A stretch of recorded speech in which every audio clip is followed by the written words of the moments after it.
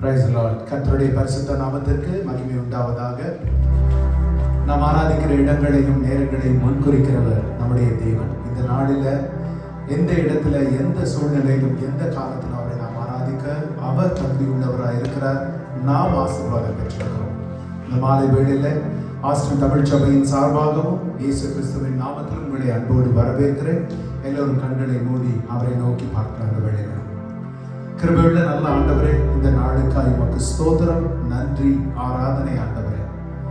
அப்பா, when the uncertainties of life really comes at us, we look unto the one who is never changing, uncertain at all times, O Lord. எல்லா காலங்களிலும் மாறாதவர், நேற்றும் என்றும் என்றும் மாறாதவர், நிலைத்திருக்கிறவர், எங்கள் கண்மலையாகிய கர்த்தருக்கு ஸ்தோத்திரம் ஆண்டவரே. இந்த நாளிலே தகப்பனே, அப்பா, நாங்கள் ஆராதிக்கும்படிக்காய் நீர் செய்திருக்கிற ஒழுங்கிற்காய் உமக்கு ஸ்தோத்திரம், நன்றி, ஆராதனை. அப்பா அப்பா, எங்கள் ஆராதனை வெறும் ஒரு பில்டிங்லேயோ அல்லது ஒரு இடத்திலேயோ இல்லை ஆண்டவரே. தகப்பனை, எங்களுடைய இருதயத்தின் ஆழத்திலிருந்து நாங்கள் ஆராதிக்கும்படிக்காய், தேவனை மகிமைப்படுத்தும்படிக்காய், ஆராதனையின் வேளை, ஜெபத்தின் வேளை, வசனத்தின் வேளை, சகலத்தையும் நீர் பொறுப்பெடுத்துக் கொண்டு உம்முடைய நாமம் மகிமைப்படட்டும். இந்த மாலை வேளையில ஆசீர்வதியும், வழி நடத்தும். இயேசுவின் வல்லமை உள்ள நாமத்தில் ஜெபிக்கிறோம் ஜீவனுள்ள நல்ல பிதாவே. ஆமென், ஆமென், ஆமென், ஆமென். ஹல்லேலூயா. எல்லாரும் எழுந்திருந்து கர்த்தரை துதிப்போமா. தங்கள் ஆபத்திலே கர்த்தரை நோக்கி கூப்பிடுகிறார்கள். அவர்கள் இக்கட்டுகளுக்கு அவர்களை நீங்களாக்கி ரட்சிக்கிறார். அவர் தமது வசனத்தை அனுப்பி அவர்களை குணமாக்கி அவர்களை அழிவுக்கு தப்புவிக்கிறார். அவர்கள் கர்த்தரை அவருடைய கிருபை நிமித்தமும் மனுபுத்திரருக்கு அவர் செய்கிற அதிசயங்கள் நிமித்தம் துதித்து ஸ்தோத்திர பலிகளை செலுத்தி அவருடைய கிரியைகளை ஆனந்த சத்தத்தோடு விவரிப்பார்களாக. ஆமென், ஹல்லேலூயா. கர்த்தருக்கே ஸ்தோத்திரம். இந்த வருஷத்தோட கடைசி சண்டேல அவரை துதிக்க நம்ம வந்து இருக்கிறோம். கர்த்தர் செய்த நன்மைக்காக, அவர் காண்பித்த இரக்கத்துக்காக, கிருபைக்காக, நம்மளை போக்கிலும் வரவிலும் நம்மை காத்த கிருபைக்காக அவரை துதிப்போமா. அவருடைய வாசல துதியோடும் பிரகாரங்களை புகழ்ச்சியோடு வந்திருக்கிறோம். நம்முடைய இருதயம் நல்ல விசேஷத்தால் பொங்குகிறது. நமது ராஜாவை குறித்த கவியை நாம் துதித்து பாடுவோமா. நம்ம உதடுகளின் பணியாகிய பலி அவருக்கு செலுத்தி, நன்றி பலிகளை செலுத்தி, உற்சாகமாய் கரங்களை தட்டி இந்த வொர்ஷிப்ல கலந்து கொள்வோம்.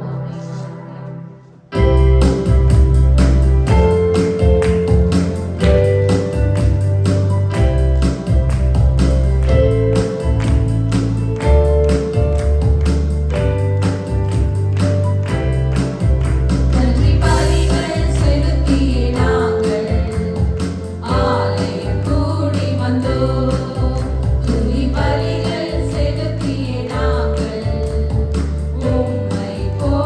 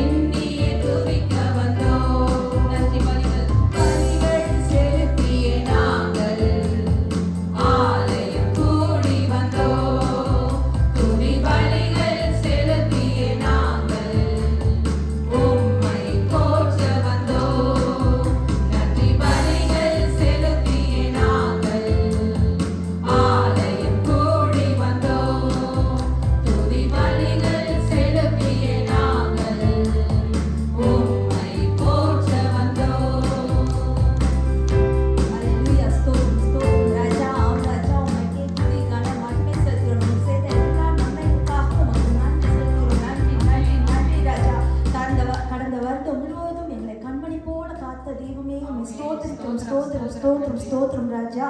நாங்கள் நிற்பதும் நிர்மூலமாகாமல் இருப்பதும் அது சுத்த கிருபை ராஜா, கிருபை. ஸ்தோத்திரம் ஸ்தோத்திரம். 2000 வருடங்களுக்கு முன்பு எங்களுக்காக, எங்களுடைய பாவங்களுக்காக, எங்களுடைய அக்கிரமங்களுக்காக உங்களுடைய ஒரே பேரான குமாரனை இந்த உலகிற்கு அனுப்பி எங்களுக்காக, எங்களுடைய பாவங்களுக்காக அவர் பாடுபட்டு சிலுவையில் அறையுண்டு மரித்து அடக்கம் பண்ணப்பட்டு 3ஆம் நாள் உயிர்த்தெழுந்தாரே. அந்த மீட்பின் அனுபவத்துக்காக நன்றி நன்றி சொல்கிறோம் ராஜா. அந்த ரட்சிப்புக்காக நன்றி நன்றி ராஜா. அவரே பெரியவர், அவரே எல்லா காரியமும் செய்ய வல்லவர். அவரால் கூடாத காரியம் ஒன்றுமே இல்லை. அவரே ஜெயத்தை கொடுக்கிற தேவன். அவராலே விடுதலை உண்டு. எங்க சுகமோ, எந்த வியாதியோ, எந்த துக்கமோ எதுவா இருந்தாலும் சரி, அவர் நமக்கு ஜெயத்தை கொடுக்கிறவர். அந்த வியாதியிலிருந்து விடுதலை கொடுக்கிறவர் அவர் ஒருவரே. அவரே ஜெயத்தை கொடுக்கிறவர். அந்த நாட்டில் அவர் செங்கடலை எவ்வாறு கடந்து போக உதவி செய்தாரோ, எரிகோன் மதிலை எவ்வாறு தகர்த்து போட உதவி செய்தாரோ, அதே போல நாம் நடுவிலையும் வாசம் பண்ணுகிறார். நம்முடைய எல்லா வித இக்கட்டிலிருந்து நம்மளை விலக்கி நம்மளுக்கு விடுதலை உண்டு பண்ணுகிற தேவன் அவர் ஒருவரே. அவரை போற்றி நம்ம இந்த விடுதலை நாயகன் வெற்றியை தருகிறார். அந்த பாட்டை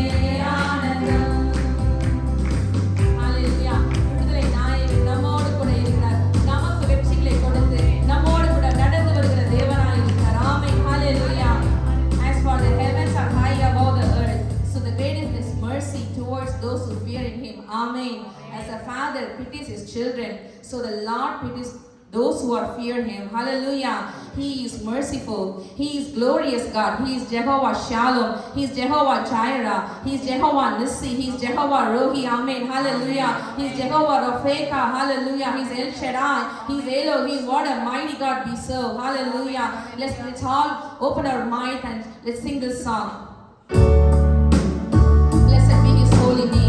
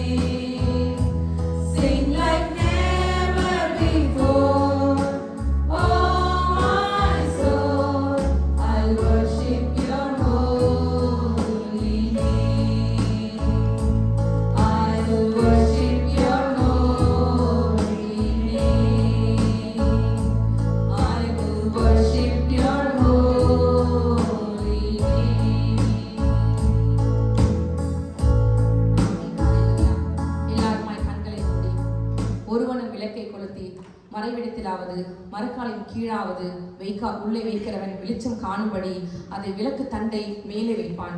கண்ணானது நம் சரீரத்திற்கு வெளிச்சமாய் இருக்கிறது. கண் தெளிவாய் இருந்தால் நம்முடைய சரீரமும் வெளிச்சமாய் இருக்கும். நம்முடைய கண் கெட்டதாய் இருந்தால் நம் சரீரம் முழுவதும் இருளாய் இருக்கும். ஆகையால் உன்னில் உள்ள வெளிச்சம் இருளாகாதபடிக்கு எச்சரிக்கையாய் இரு. ஆகையால் உன்னில் உள்ள வெளிச்சம் இருளாகாதபடிக்கு எச்சரிக்கையாய் இரு. ஆமென். ஹல்லேலூயா. அநேக நேரங்களில் நம்ம நினைப்போம், வேதம் வாசிக்கிறோம், ஜெபிக்கிறோம், ஆண்டவருக்காக ஓடுகிறோம், எவ்வளவோ காரியங்கள் செய்யணும் சொல்லி அநேக நேரங்களில் நம்ம ஓடுகிறோம். ஆனா இன்றைக்கு ஆண்டவர் நமக்கு சொன்ன காரியத்தை நாம செய்கிறோமா? ஆண்டவருடைய விருப்பத்தை நாம நிறைவேற்றுகிறோமா? அவருடைய பாதையில் நம்ம செய்கிறோமா என்பதை ஒரு விசையாய் இந்த ஆராதனை நிலையில இந்த வருடத்துல கடைசி வாரத்தில் இருக்கிற நாம ஒரு விஷயம் நம்முடைய இருதயங்களை ஆராய்ந்து பார்ப்போம். இந்த வேலையில கூட அவர் நம்மோடு கூட தாயாய், தகப்பனாய், நண்பராய், ஹல்லேலூயா, நம்மோடு கூட பயணிக்கிற அந்த தேவனுடைய இருதயத்தை இந்த நாளில் நம்ம கேட்டோம். அந்த யோவான் எப்படியோட மார்பிலே சாய்ந்திருந்தாரோ அதே போல நம்ம இந்த நாளில் கூட அவருடைய மார்பில அந்த சாய்ந்திருக்கிற அனுபவத்தை நம்மை நாமே நினைவுகிறோம். நம்ம நினைவு கூர்ந்து அப்படியே அந்த மாடலை அப்படியே கரைகளை உயர்த்தி கண்களை மூடி அப்பாவை வரவேற்று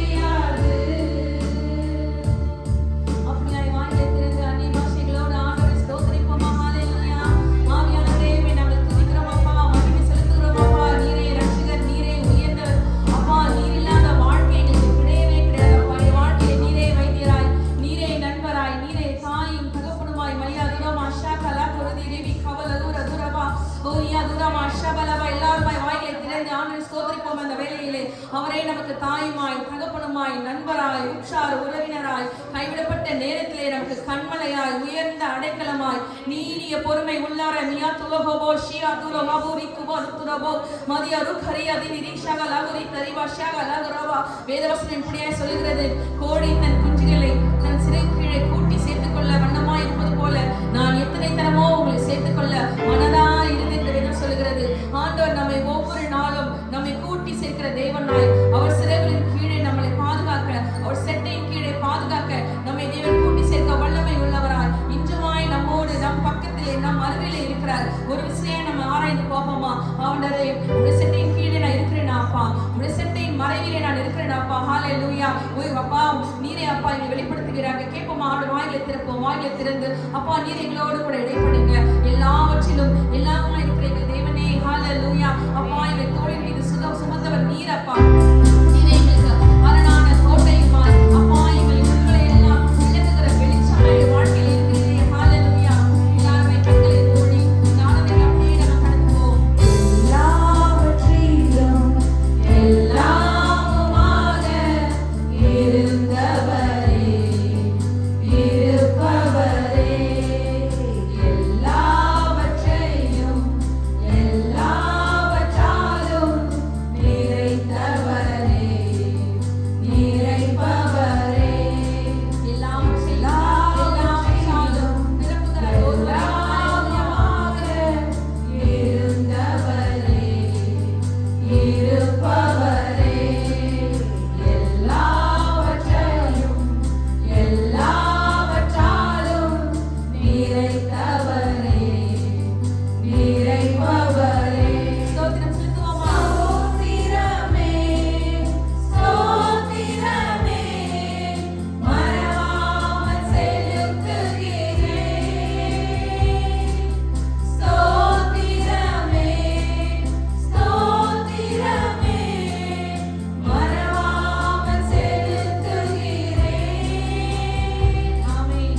உயிர் பிழைத்தேன், உதவி பெற்றேன், உயிருள்ளவரை துதிப்பேன். இன்னைக்கு நம்ம எத்தனை பேர் சொல்ல முடியும்? உயிர் பிழைத்தேன், உதவி பெற்றேன், உயிருள்ளவரை துதிப்பேன். தகப்பனாக இதுவரையும் தோளின் மீதே சுமந்து வந்தீர். தகப்பனாக இதுவரையும் தோளின் மீதே சுமந்து வந்தீர். தந்தையே உம் தயவால் தாண்டினேன் வனாந்திரத்தை. அவர் தயவு இல்லைனா நம்ம வனாந்திரத்தை கடக்கவே முடியாது. வறட்சியாய் இருக்கும். தாண்டினேன் வனாந்திரத்தை. சத்தமாய் சொல்லுவோமா? ஸ்தோத்திரமே. ஸ்தோத்திரமே, ஸ்தோத்திரமே, மறவாமல் செலுத்துகிறேன். ஸ்தோத்திரமே, ஸ்தோத்திரமே, மறவாமல் செலுத்துகிறேன். சொல்லுமா? உயிர் பிழைத்தேன். உயிர் பிழைத்தேன், உதவி பெற்றேன், உயிருள்ளவரை துதிப்பேன். உயிர் பிழைத்தேன், உதவி பெற்றேன், உயிருள்ளவரை துதிப்பேன்.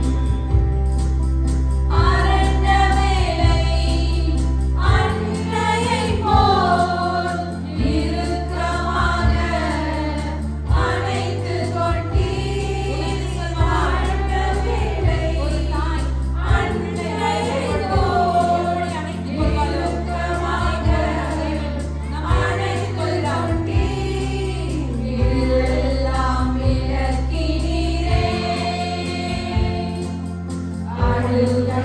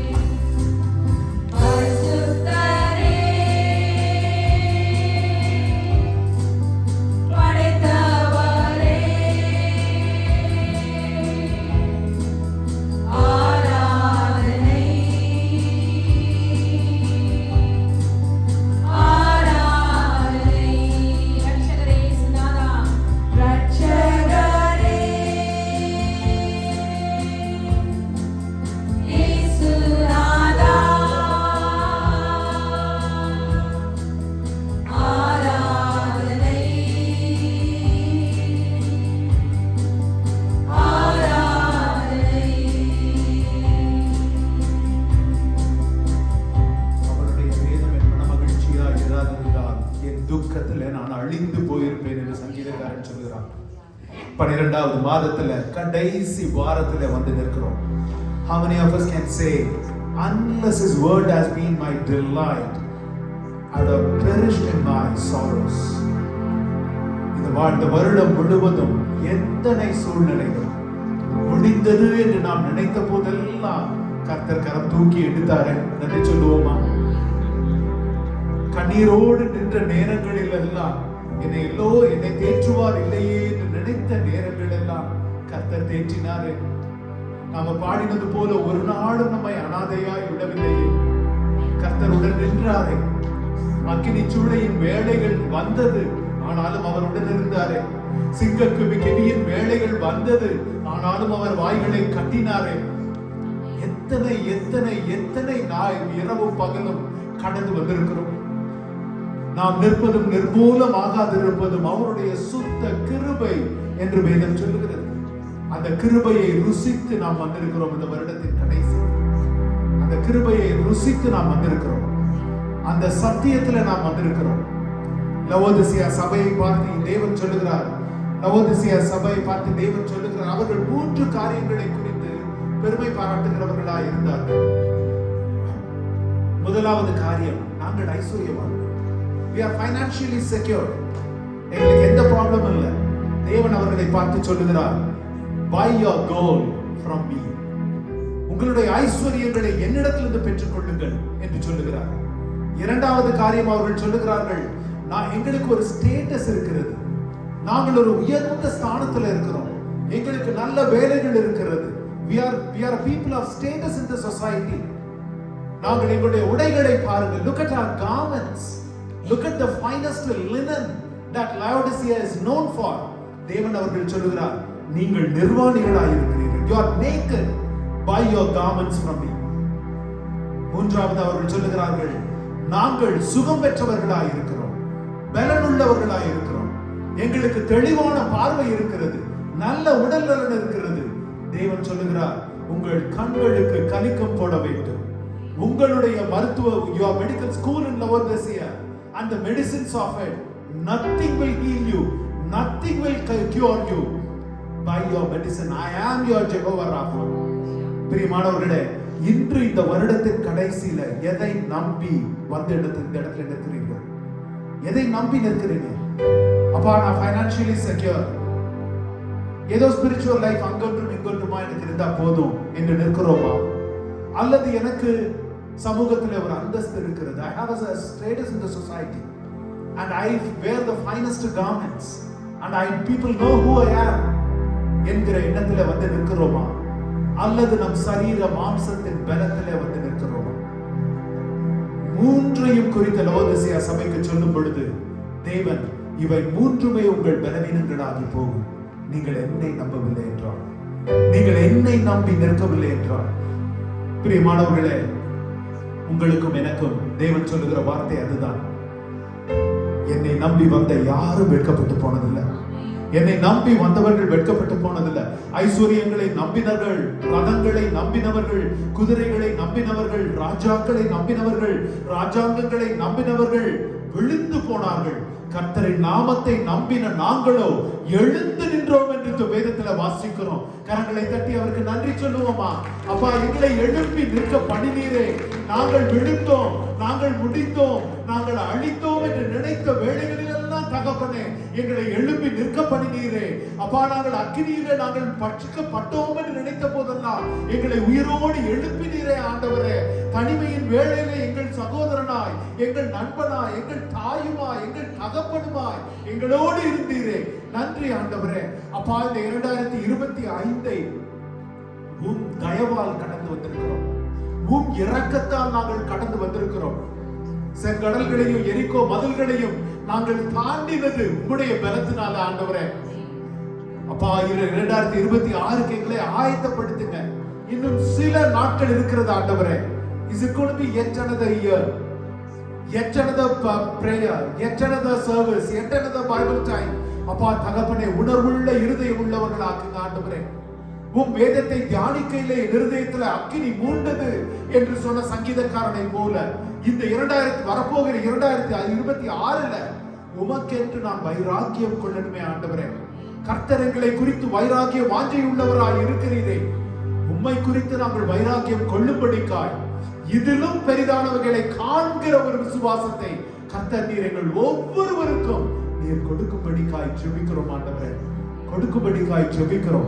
நன்றியுள்ள இருதயத்தோடு மீதமுள்ள இந்த வருடத்தின் நாட்களை நாங்கள் சிந்தித்து தியானித்து தகப்பனே, ஒரு தீர்மானத்தோடு ஒரு திட்டத்தோடு, ஆவிக்குரிய ஒரு தீர்மானமும் திட்டத்தோடு நாங்கள் புதிய ஆண்டிலே காலெடுத்து வைக்க கர்த்தர் கிருபை கொடுங்க.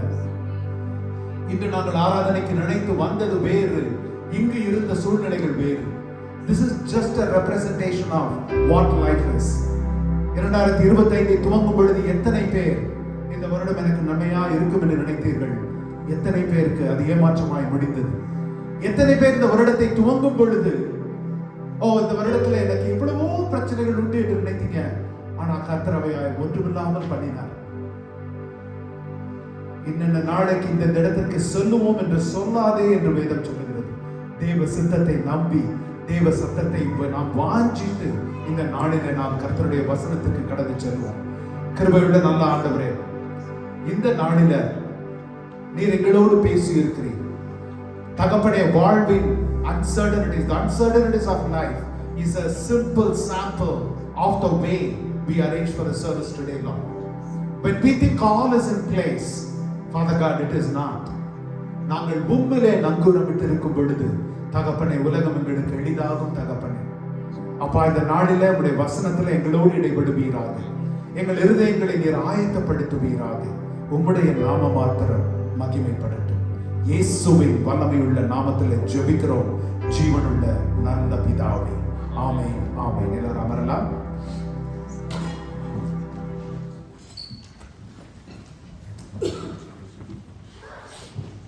ஆஸ்டின் தமிழ் சபையின் சார்பாக இங்கு வந்து எல்லாரையும் இயேசுவின் நாமத்தினால் வாழ்த்தி வரவேற்கிறேன்.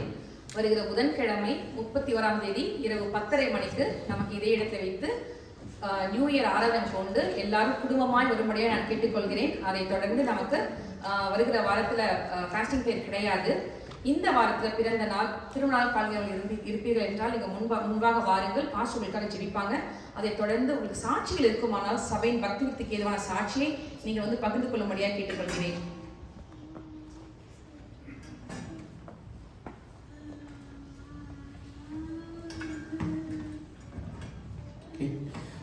As announced, நமக்கு New Year service usually every year we used to do it in Great Hall.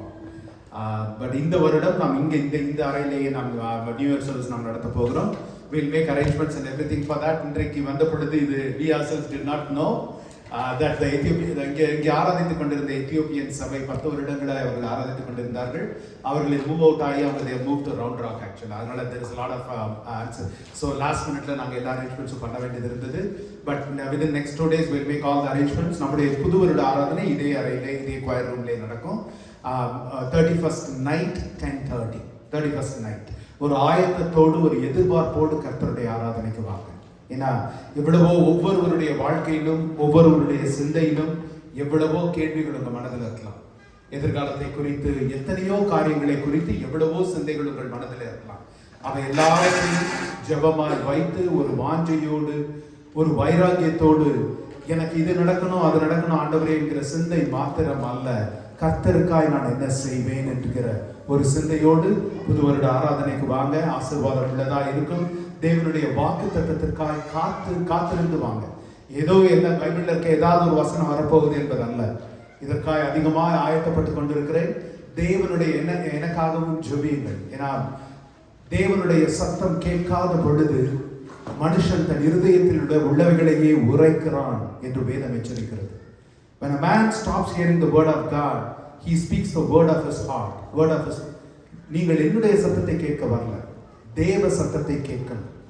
அந்த ஒரு வாஞ்சையோடு சபை வரும் பொழுது அப்பா நாங்க we want to hear you, your word, your promise என்கிற எதிர்பார்ப்போடு நீங்கள் வரும் பொழுது தேவன் அதை நிச்சயமாய் நிறைவேற்றுவார். இந்த நாளில் நம்ம மத்தியில் தேவ செய்தியை பகிர்ந்து கொள்ளும்படிக்காய் சகோதரர்களை செய்ய children are dismissed for Sunday school.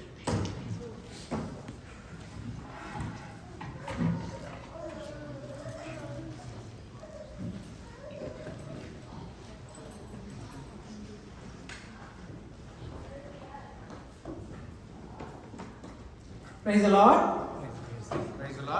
Praise the Lord. கர்த்தருடைய பரிசுத்த நாமத்துக்கு மகிமை உண்டாவதாக. எல்லாம் சந்தோஷமா இருக்கீங்களா? ஆமென். There is always a joy in the presence of the Lord. ஆமென். கர்த்தருடைய சமூகத்துல பரிபூர்ண ஆனந்தமும் அவருடைய வலது பாரசத்துல நித்திய பேர்மம் உண்டு. ஆமென். So change is good. நான் பவுல் சொன்னது போல நான் எந்த நிலைமையில் இருந்தாலும் மனரம்யமா இருக்க கற்றுக்கொண்டேன் அப்படின்னு சொல்றார் பவுல் இல்லையா? ஸோ நமக்கு எந்த நிலைமையில் இருந்தாலும் நம்ம மனரம்யமாக இருக்க கர்த்தர் நமக்கு கிருபை செய்வாராக. Price the Lord. வருஷத்தில் கடைசி ஓய்வு நாள் இந்த நாள் இல்லையா?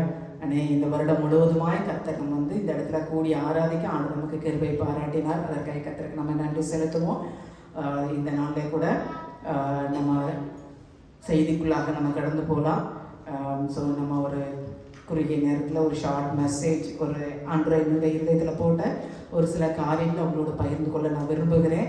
நம்ம செய்திக்காக எடுத்துக்கொள்கிற வேத பகுதி லூக்கா எழுதின சுவிசேஷகம் 2ஆம் அதிகாரம் 25 முடிய அந்த பகுதியை தான் நம்ம இன்றைக்கு நம்ம தியானிக்க போகிறோம். Luke chapter 2 verses 25 to 35. I request Sister Shirley to come and read the passage. லூக்கா 2ஆம் அதிகாரம் 35ஆம் வசனம் முதல். அப்பொழுது சிமியோன் என்னும் பெயர் கொண்ட ஒரு மனுஷன் எருசலேமில் இருந்தான். அவன் நீதியும் தேவ பக்தியும் உள்ளவனாயும் இஸ்ரவேலின் ஆறுதல் வர காத்திருக்கிறவனாயும் இருந்தான். அவன் மேல் பரிசுத்த ஆவி இருந்தார். கர்த்தருடைய கிறிஸ்துவை நீ காணும் முன்னே மரணம் அடைய மாட்டாய் என்று பரிசுத்த ஆவியினாலே அவனுக்கு அறிவிக்கப்பட்டிருந்தது. அவன் ஆவியின் ஏவுதலினால் தேவாலயத்திலே வந்திருந்தான். இயேசு என்னும் பிள்ளைக்காக நியாயப்பிரமாண முறைமையின்படி செய்வதற்காக தாய் தகப்பன்மார் அவரை உள்ளே கொண்டு வருகையில் அவன் அவரை தன் கைகளில் ஏந்தி கொண்டு தேவனை ஸ்தோத்திரித்து, ஆண்டவரே, உமது வார்த்தையின்படி உமது அடியனை இப்பொழுது சமாதானத்தோടെ போக விடுகிறேன். புறஜாதிகளுக்கு பிரகாசிக்கிற ஒளியாகவும் உம்முடைய ஜனமாகி இஸ்ரவேலுக்கு மகிமையாகவும் தேவனின் சகல ஜனங்களுக்கு முன்பாக ஆயத்தம் பண்ணின உம்முடைய இரட்சணியத்தை என் கண்கள் கண்டது என்றான். அவரை குறித்து சொல்லப்பட்டவைகளுக்காக யோசேப்பும் அவருடைய தாயாரும் ஆச்சரியப்பட்டார்கள்.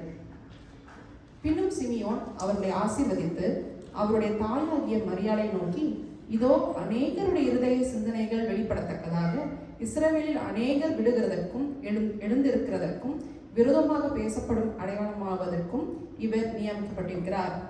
உன் ஆத்மாவை ஒரு பட்டயம் முருகி போகும் என்றான். Amen amen. Thank you Shelly. நம்ம ஜெபித்து செய்திக்குள்ள கடந்து போகலாம். தகப்பனையும் நன்றியோடு நாங்கள் உண்மை துதிக்கிறோம், ஸ்தோத்தரிக்கிறோம்ப்பா. ஆண்டவரே, இந்த மாலை வேலைக்காக உமக்கு நாங்கள் நன்றி செலுத்துகிறோம் ஐயா. காலை மாலை கலிகூற பண்ணுகிற தேவன் ஆண்டவரே, அப்பா அவனுடைய ஜெப வீட்டிலே எங்களை கொண்டு வந்து நீர் மகிழ பண்ணுகிற தேவனாக இருக்கிறீரே, உமக்கு நாங்கள் நன்றி செலுத்துகிறோமாப்பா. ஆண்டவரே, இந்த வேலையில் ஆவியானவர் அப்பா நீர் எங்களோடு கூட பேசும்படியாக நாங்கள் ஜெபிக்கிறோம். ஆண்டவரே அப்பா உங்களுடைய வார்த்தைகள் அப்பா ஆண்டவரே வல்லமையோடு அதிகாரத்தோடு புறப்பட்டு வரும்படியாக ஜெபிக்கிறோம். கேட்க காதுள்ளவன் கேட்க கடவன்னு சொல்லியிருக்கிறீங்க அப்பா. கர்த்தருடைய ஆவியானவர் என்னை கொண்டு பேசுவீராக, என்னை மூடி மறைத்து நீர் வெளிப்படும்படியாக நாங்கள் ஜெபிக்கிறோம்ப்பா. இந்த நாளில் அப்பா நீங்கள் எங்களோடு என்ன பேச நீர் சித்தம் கொண்டிருக்கிறீராப்பா, எங்களை தாழ்த்திப்பட கரத்தில் நாங்கள் ஒப்பு கொடுக்கிறோம். எங்களுடைய இருதயத்தை கர்த்தர் நீங்கள் திறக்கும்படியாக நாங்கள் ஜெபிக்கிறோம்ப்பா. ஆண்டவரே நன்றி ஆண்டவரே, இந்த வேதத்தில் உள்ள அதிசயங்களை காணும்படி எங்கள் கண்களை திறந்தவர்களுங்க ஆண்டவரே. அப்பா ஸ்தோத்திரம், நன்றி ஆண்டவரே. அப்பா அந்த ஆண்டவரே இந்த செய்தி ஆண்டவரே அப்பா வெளிப்பட முடியாமல் அப்பா தடுக்கிற எல்லா ஆவிகளையும், சோர்வின் ஆவிகள் அப்பா, கனநித்திரை நாவி இயேசுவின் நாமத்தில் கடிந்து நாங்கள் அப்புறப்பட்டு நாங்கள் ஜெபிக்கிறோம்ப்பா. நீர் பெருகவும் நாங்கள் சிறுக வேண்டாம்ப்பா. எங்களை தாழ்த்துக்கிறோம், நாங்கள் உயர்த்துக்கிறோம். இயேசுவின் மூலம் ஜெபிக்கிறோம் நல்ல பிதாவே. Amen amen. Praise the Lord. எல்லாம் கிறிஸ்மஸ் முடிஞ்சு இப்போ நியூ இயர் நம்ம ஆயத்தமாகி கொண்டிருக்கிறோம். ஆமென். வருஷத்தின் கடைசி ஓய்வு நாள் இந்த நாளில் கூட ஆண்டவர் நம்மளோடு பேச விரும்புகிற காரியம் என்ன என்று சொல்லி கூட இந்த நாளில் நம்மளை ஆயத்தத்தோடு நம்ம வேர்டை நம்ம ரிசீவ் பண்ணுவோம். நம்ம இந்த நாள் தியானிக்கிற இந்த பகுதியை நம்ம அறிந்திருக்கிறோம். சிமியோனை குறித்து நம்ம இந்த நாளில் நம்ம தியானிக்க போகிறோம் இல்லையா? இந்த 25 வாசிக்க நம்ம கேட்டோம் இல்லையா? இந்த பேக்ரவுண்டில் பார்த்தா ஆண்டவராக இயேசு கிறிஸ்து பிறந்தார் இல்லையா? பிறந்த 8ஆம் நாளிலே, அதுக்கு முந்தின உள்ள ஒரு 2-3 வசனங்களை வாசிங்கன்னா, இயேசு பிறந்த 8ஆம் நாளிலே அந்த நியாயப்பிரமாணத்தின்படி அவருக்கு வந்து முறைமையின்படி அவருக்கு வந்து விருத்த சேதனம் செய்து அவங்க என்ன பண்ணாங்கன்னா இயேசு என்று பெயரிட்டாங்க. எப்படி அவர் பிறப்பதற்கு முன்பாகவே அவரை இயேசு என்று பெயரிடுவாயகன்னு சொல்லப்பட்டபடியே அவங்க தகப்பன் தாய்மார் அவருக்கு இயேசு என்று பெயரிட்டாங்க இல்லையா. ஆண்டவர் இயேசு கிறிஸ்து வந்து பார்த்தீங்கன்னா அவர் நியாயப்பிரமாணத்தை வந்து நான் அழிக்க அல்ல, நியாயப்பிரமாணத்தை நிறைவேற்றவே நான் வந்தேன் அப்படின்னு தான் இயேசு சொல்றாங்க இல்லையா. அப்ப நியாயப்பிரமாண முறைமைகள் எல்லாவற்றையும் ஆண்டவர் கடைபிடித்தார். அவர் ஆண்டவராக இருந்தாலும் அவர் வந்து பார்த்தீங்கன்னா எல்லா முறைமைகளையும் எல்லா சட்ட திட்டங்களுக்கும் எல்லாத்துக்கும் அவங்க கீழ்ப்படிந்துதான் இருந்தாங்க. பழைய ஏற்பாட்டில் ஆபிரகாம் ஈசாக்கு பிறந்தோடனே 8ஆவது நாளில் ஆண் பிள்ளையா இருந்தால் அவங்க வந்து அவங்க விருத்த சேதனம் பண்ணுவாங்க, சர்க்கம்சிஷன் இல்லையா, அதை அவங்க செய்வாங்க, அது அவங்களுடைய முறைமை. அதுக்கப்புறம் பார்த்தீங்கன்னா சுத்திகரிப்பின் நாட்கள் முடிந்த பின்பு இயேசுவானவரை வந்து கர்த்தருக்கு ஒப்பு கொடுக்கவும், ஏன்னா கற்பம் திறந்து பிறக்கிற முதல் ஆண் பிள்ளைகள் எல்லாம் வந்து அவங்க பரிசுத்தமானவர்கள் கர்த்தருடைய பிள்ளைகள். அதனால அந்த முதல் ஆண் பிள்ளைகளை கர்த்தருக்கென்று ஒப்பு கொடுக்கவும் அந்த இயேசுவை வந்து அந்த சுத்திகரிப்பின் நாட்கள் முடிந்த பிறகு இதை வந்து லேவியராகமம் 12ஆம் அதிகாரத்தில் லெவிட்டிகஸ் சாப்டர் 12 நம்ம வந்து அந்த முறைமைகளை குறித்து நம்ம வாசிக்கலாம். அப்போ வந்து என்னன்னா ஒரு ஆண் பிள்ளை பிறந்துச்சுன்னா மேல் சைல்டுனா அவங்களுடைய வந்து அந்த டேஸ் ஆஃப் பியூரிஃபிகேஷன் வந்து 33 டேஸ், சுத்திகரிப்பின் நாட்கள் 33 நாட்கள், பெண் குழந்தையா இருந்ததுன்னா 66 நாட்கள் அவங்க வந்து அந்த விமன் வந்து அவங்க தங்களை சுத்திகரித்துக் கொள்ளணும். ஏன்னா தேவாலயத்துக்கு வருவதற்கு முன்பாக எருசலேம்ல அப்படி அவங்க தேவாலயத்துக்கு வந்து அந்த சுத்திகரிப்பின் நாட்கள் அப்படின்னா 33 டேஸ் ஆண்டவராக இயேசு பிறந்து அப்போ வந்து அவர் கர்த்தருக்கென்று ஒப்பு கொடுக்கவும் காணிக்கைகளை செலுத்தணும். ஆண் பிள்ளை பிறந்தா வந்து என்னன்னா அப்படி அவங்களுக்கு நிறைய முறைமைகள் இருந்துச்சு. ஆண் பிள்ளைன்னா என்னென்ன காணிக்கை கொடுக்கணும் அப்படின்னு சொல்லி அப்போ ஒரு இளங்கா இது ஆட்டுக்கடா அந்த மாதிரிலாம் அப்படி அந்த ஆட்டுக்கடாவுக்கு அவங்களால முடியல அப்படின்னா புறாக்கள் அதெல்லாம் வந்து 2 காட்டு புறா அந்த 1 ஜோடி புறா அதெல்லாம் வந்து கொண்டு வந்து அவங்க வந்து என்னன்னா பலி செலுத்தணும் இல்லையா, காணிக்கையா செலுத்தணும். அப்போ இங்கே என்னன்னா வந்து ஆண்டவர் இயேசு கிறிஸ்து தாய் தகப்பன்மார் வந்து ஆண்டவர் வந்து ஏழ்மையாக வந்து பிறந்தாங்க இல்லையா. ஆண்டவர் வானத்தையும் பூமியை படைத்தவர் அந்த ஏழ்மையாக வந்து பிறந்தார். அப்போ அவங்க தாய் தகப்பன்மார் வந்து பார்த்தீங்கன்னா 1 ஜோடி காட்டு புறாவையும் அந்த புறாவையும் அதையும் பலி செலுத்த கொண்டு வராங்க. அப்போ எருசலேமுக்கு அவங்க வர்றாங்க தேவாலயத்தில். அங்கே தான் யார் இருக்கிறாங்க, நம்ம சிமியோன் அவர் இருக்கிறார் இல்லையா. அவரை குறித்து தான் நம்ம தியானித்தோம். அந்த 25வது வசனத்தில் நம்ம படிக்கிறோம். அப்பொழுது சிமியோன் என்னும் பெயர் கொண்ட ஒரு மனுஷன் எருசலேமில் இருந்தான். அவன் நீதியும் தேவ பக்தியும் உள்ளவனாயும் இஸ்ரவேலின் ஆறுதல் வர காத்திருக்கிறவராயும் இருந்தான். அவன் மேல் பரிசுத்த ஆவி இருந்தார். அப்ப எருசலேமில் வந்து சிமியோன் இருக்காரு. சிமியோன் அப்படின்னா வந்து என்ன பேர், என்ன அர்த்தம் அப்படின்னா வந்து God has heard அப்படின்னா கர்த்தர் என்னை கேட்டருளினார் அப்படின்னு. ஏன்னா பழைய ஏற்பாட்டில் யாக்கோபோட மனைவி லேயாள் இல்லையா, லேயாளுக்கு பிறந்த யாக்கோபு லேயாளுக்கு பிறந்த பிள்ளைகள்ல தான் வந்து அந்த 2வது பிள்ளை பேர் வந்து சிமியோன். அப்ப லேயாள் என்னன்னா வந்து கர்த்தர் என்னை கேட்டருளினார் லேயாள் அப்படின்னு சொல்லிட்டு 2வது பெற்ற பிள்ளைக்கு சிமியோன் பேர். அப்ப சிமியோன்னா என்ன அர்த்தம் அப்படின்னா வந்து God has heard my prayer, கர்த்தர் என்னை கேட்டருளினார் அப்படின்னு அர்த்தம் இல்லையா.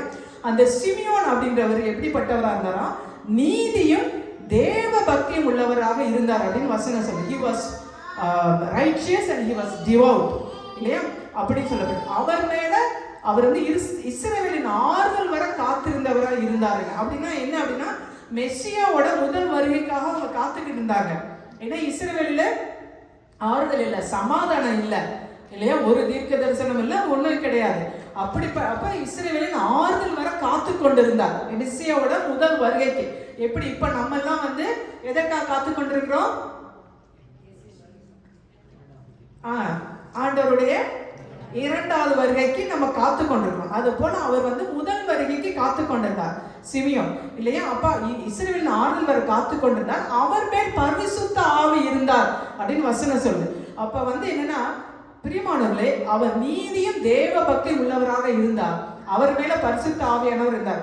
To live a holy and righteous life, அந்த மாதிரி தேவ பக்தி உள்ள ஒரு வாழ்க்கை நம்ம வாழணும் அப்படின்னா நம்ம கிட்ட என்ன வேணும், நம்ம பரிசுத்த ஆவியானவர் நம்ம கிட்ட இருந்தாதான் நம்மளால அது வாழ முடியும். வசனம் தெளிவா சொன்னது அவர் மேல் பரிசுத்த ஆவியானவர் இருந்தார் என்று சொல்லி இல்லையா. அப்ப பரிசுத்த ஆவியானோட துணை இல்லாம நம்மளால ஒரு பரிசுத்தமான வாழ்க்கை, நீதி உள்ள வாழ்க்கை நம்மளால வாழவே முடியாது இல்லையா. அதனாலதான் ஆண்டவரை இயேசு கிறிஸ்து என்ன சொன்னாங்க, நீங்க காத்திருங்க, பரிசுத்த ஆவியை நீங்க பெற்றுக்கொள்ளுங்கள் என்று சொல்லி. ஆமென். அப்ப நம்ம வந்து பாத்தீங்கன்னா இல்லைன்னா வந்து நம்ம நம்ம we all live in the fallen world, விழுந்து போன உலகத்துல நம்ம வாழ்ந்து கொண்டிருக்கிறோம் இல்லையா. இந்த உலகத்துல வந்து பாத்தீங்கன்னா ஒரு நீதியுள்ள வாழ்க்கை, ஆமென், ஒரு நீதியுள்ள வாழ்க்கை, ஒரு பரிசுத்தமான வாழ்க்கை, ஒரு தேவ பக்தியுள்ள வாழ்க்கை. இன்னைக்கு பாத்தீங்கன்னா தேவனை தேடுகிற உணர்வுள்ளவன் ஒருவன் உண்டோ என்று சொல்லி கர்த்தர் என்ன வானத்திலிருந்து பூமி எங்கும் ஆண்டவருடைய கண்கள் பார்த்து கொண்டிருக்கிறது. இன்னைக்கு தேவ பக்தி உள்ள ஜனங்களை பார்க்க முடியல. ஒரு 2 நாள் சேர்ந்து லீவ் வந்துருச்சுன்னா என்ன ஆயிடுது, எல்லாம் வந்து வெக்கேஷன் போறோம், அங்க போறோம், இங்க போறோம்னு சொல்லிட்டு அப்படியே நமக்கு வந்து என்ன ஒரு செக் பாக்ஸ் நம்ம வந்து வச்சுக்கிறோம், நமக்கு ஒரு லிஸ்ட் அப்படியே இருக்குது இல்லையா. இன்னைக்கு நம்ம வந்தோம், எதிர்பாராத இதை நம்ம எதிர்பார்க்கவே இல்லை, எதிர்பாராத ஒரு மாற்றத்தை நம்ம சந்திச்சோம். அது போல நம்ம எதிர்பார்க்காத வேலையில் என்ன நடக்க போகுது, ஆண்டவர் வரப்போறாங்க. So we have to be prepared anytime. அவருடைய வருகை சமீபமாக இருக்குது. அப்ப இந்த உலகத்துல நம்ம வந்து வாழணும், நம்ம நினைக்கிறோம், நம்ம வந்து ஆண்டவருக்கு பிரியமான ஒரு வாழ்க்கை வாழணும், ஒரு நீதியுள்ள, எங்க பார்த்தாலும் அநீதி, பொய், புரட்டு, ஒரே பண ஆசை, இப்படிதான் வந்து பொருள் ஆசை இல்லையா. இதுதான் வந்து நம்ம ஒருவேளை நம்ம நினைக்கல விக்கிரக ஆராதனை, பொருள் ஆசை என்ற விக்கிரக ஆராதனை. அப்ப பொருள் ஆசை வந்து எதுக்கு ஈக்குவலா பைபிள்ல சொல்லப்பட்டிருக்கிறது, ஐடலாட்ரி, மெட்டீரியலிசம். அந்த love of money is equivalent to idolatry. பிரிவன் நம்ம சொல்ல, நான் இந்த விக்கிரகங்கள் எல்லாம் வழிபடல நான் அப்படி நம்ம சொல்லலாம். பொருள் ஆசை, பண ஆசை, நம்ம எதுக்கு நம்ம முதலிடம் கொடுக்கிறோமோ, ஆண்டவரை விட்டு நம்ம எதுக்கு முதலிடம் கொடுக்கிறோமோ இல்லையா, அதெல்லாம் நமக்கு என்னவா மாறிடுது, ஐடலா மாறிடுது.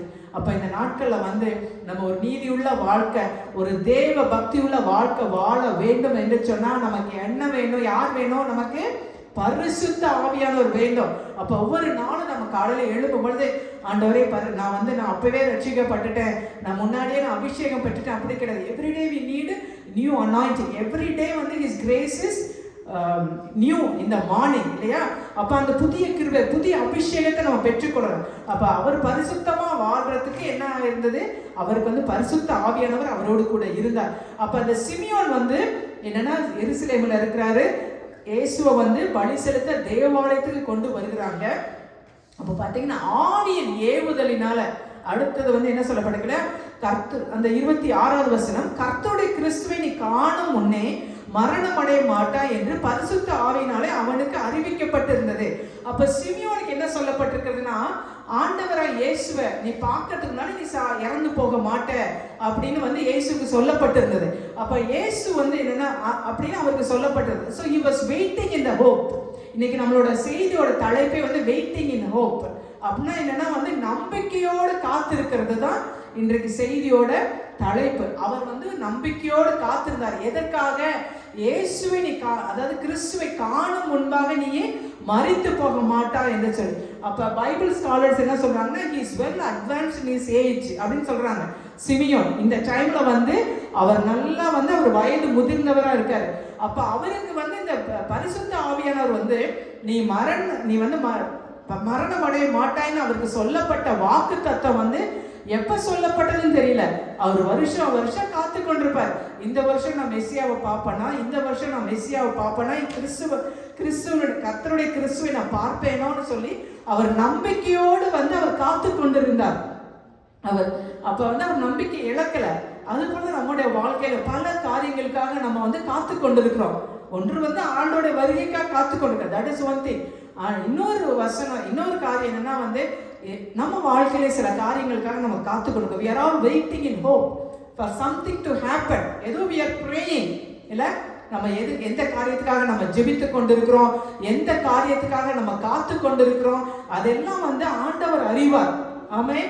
அப்ப பிரியமானவர்களே, நம்ம அவர் காத்து கொண்டிருக்கும் போது பாத்தீங்கன்னா அவர் சோர்ந்து போகல இல்லையா. அவர் ரொம்ப ஜபித்து நான் ஒவ்வொரு நாளும் வந்து மெஸ்ஸியாவை நான் எப்ப பார்ப்பேன்னு அவளோடு காத்து கொண்டிருந்திருப்பார் இல்லையா. அதற்கு முன்னாடி மரணம் அடைய மாட்டாயின்னு அவருக்கு சொன்ன பிரகாரம் திரும்ப நம்மளோட வாழ்க்கையில பாத்தீங்கன்னா நம்ம நம்பிக்கை அற்றவர்கள் அல்ல. உலகத்தாரன்னா கொஞ்ச நாள் வந்து இது நடக்கும் அது நடக்கும் நினைப்பாங்க. நடக்கல அப்படின்னோடனே என்ன பண்ணிடுவாங்க, தே லூஸ் ஹோப். ஆனா நம்ம அப்படி கிடையாது. வேத சகரியா தீர்க்கதரிசன புத்தகத்துல வாசிக்கிறோம் 9ஆம் அதிகாரத்துல, நம்பிக்கையுடைய சிறைகளை அரணுக்கு திரும்புங்கள். இரட்டிப்பான நன்மை தருவேன், இன்றைக்கே தருவேன் என்று சொல்லி.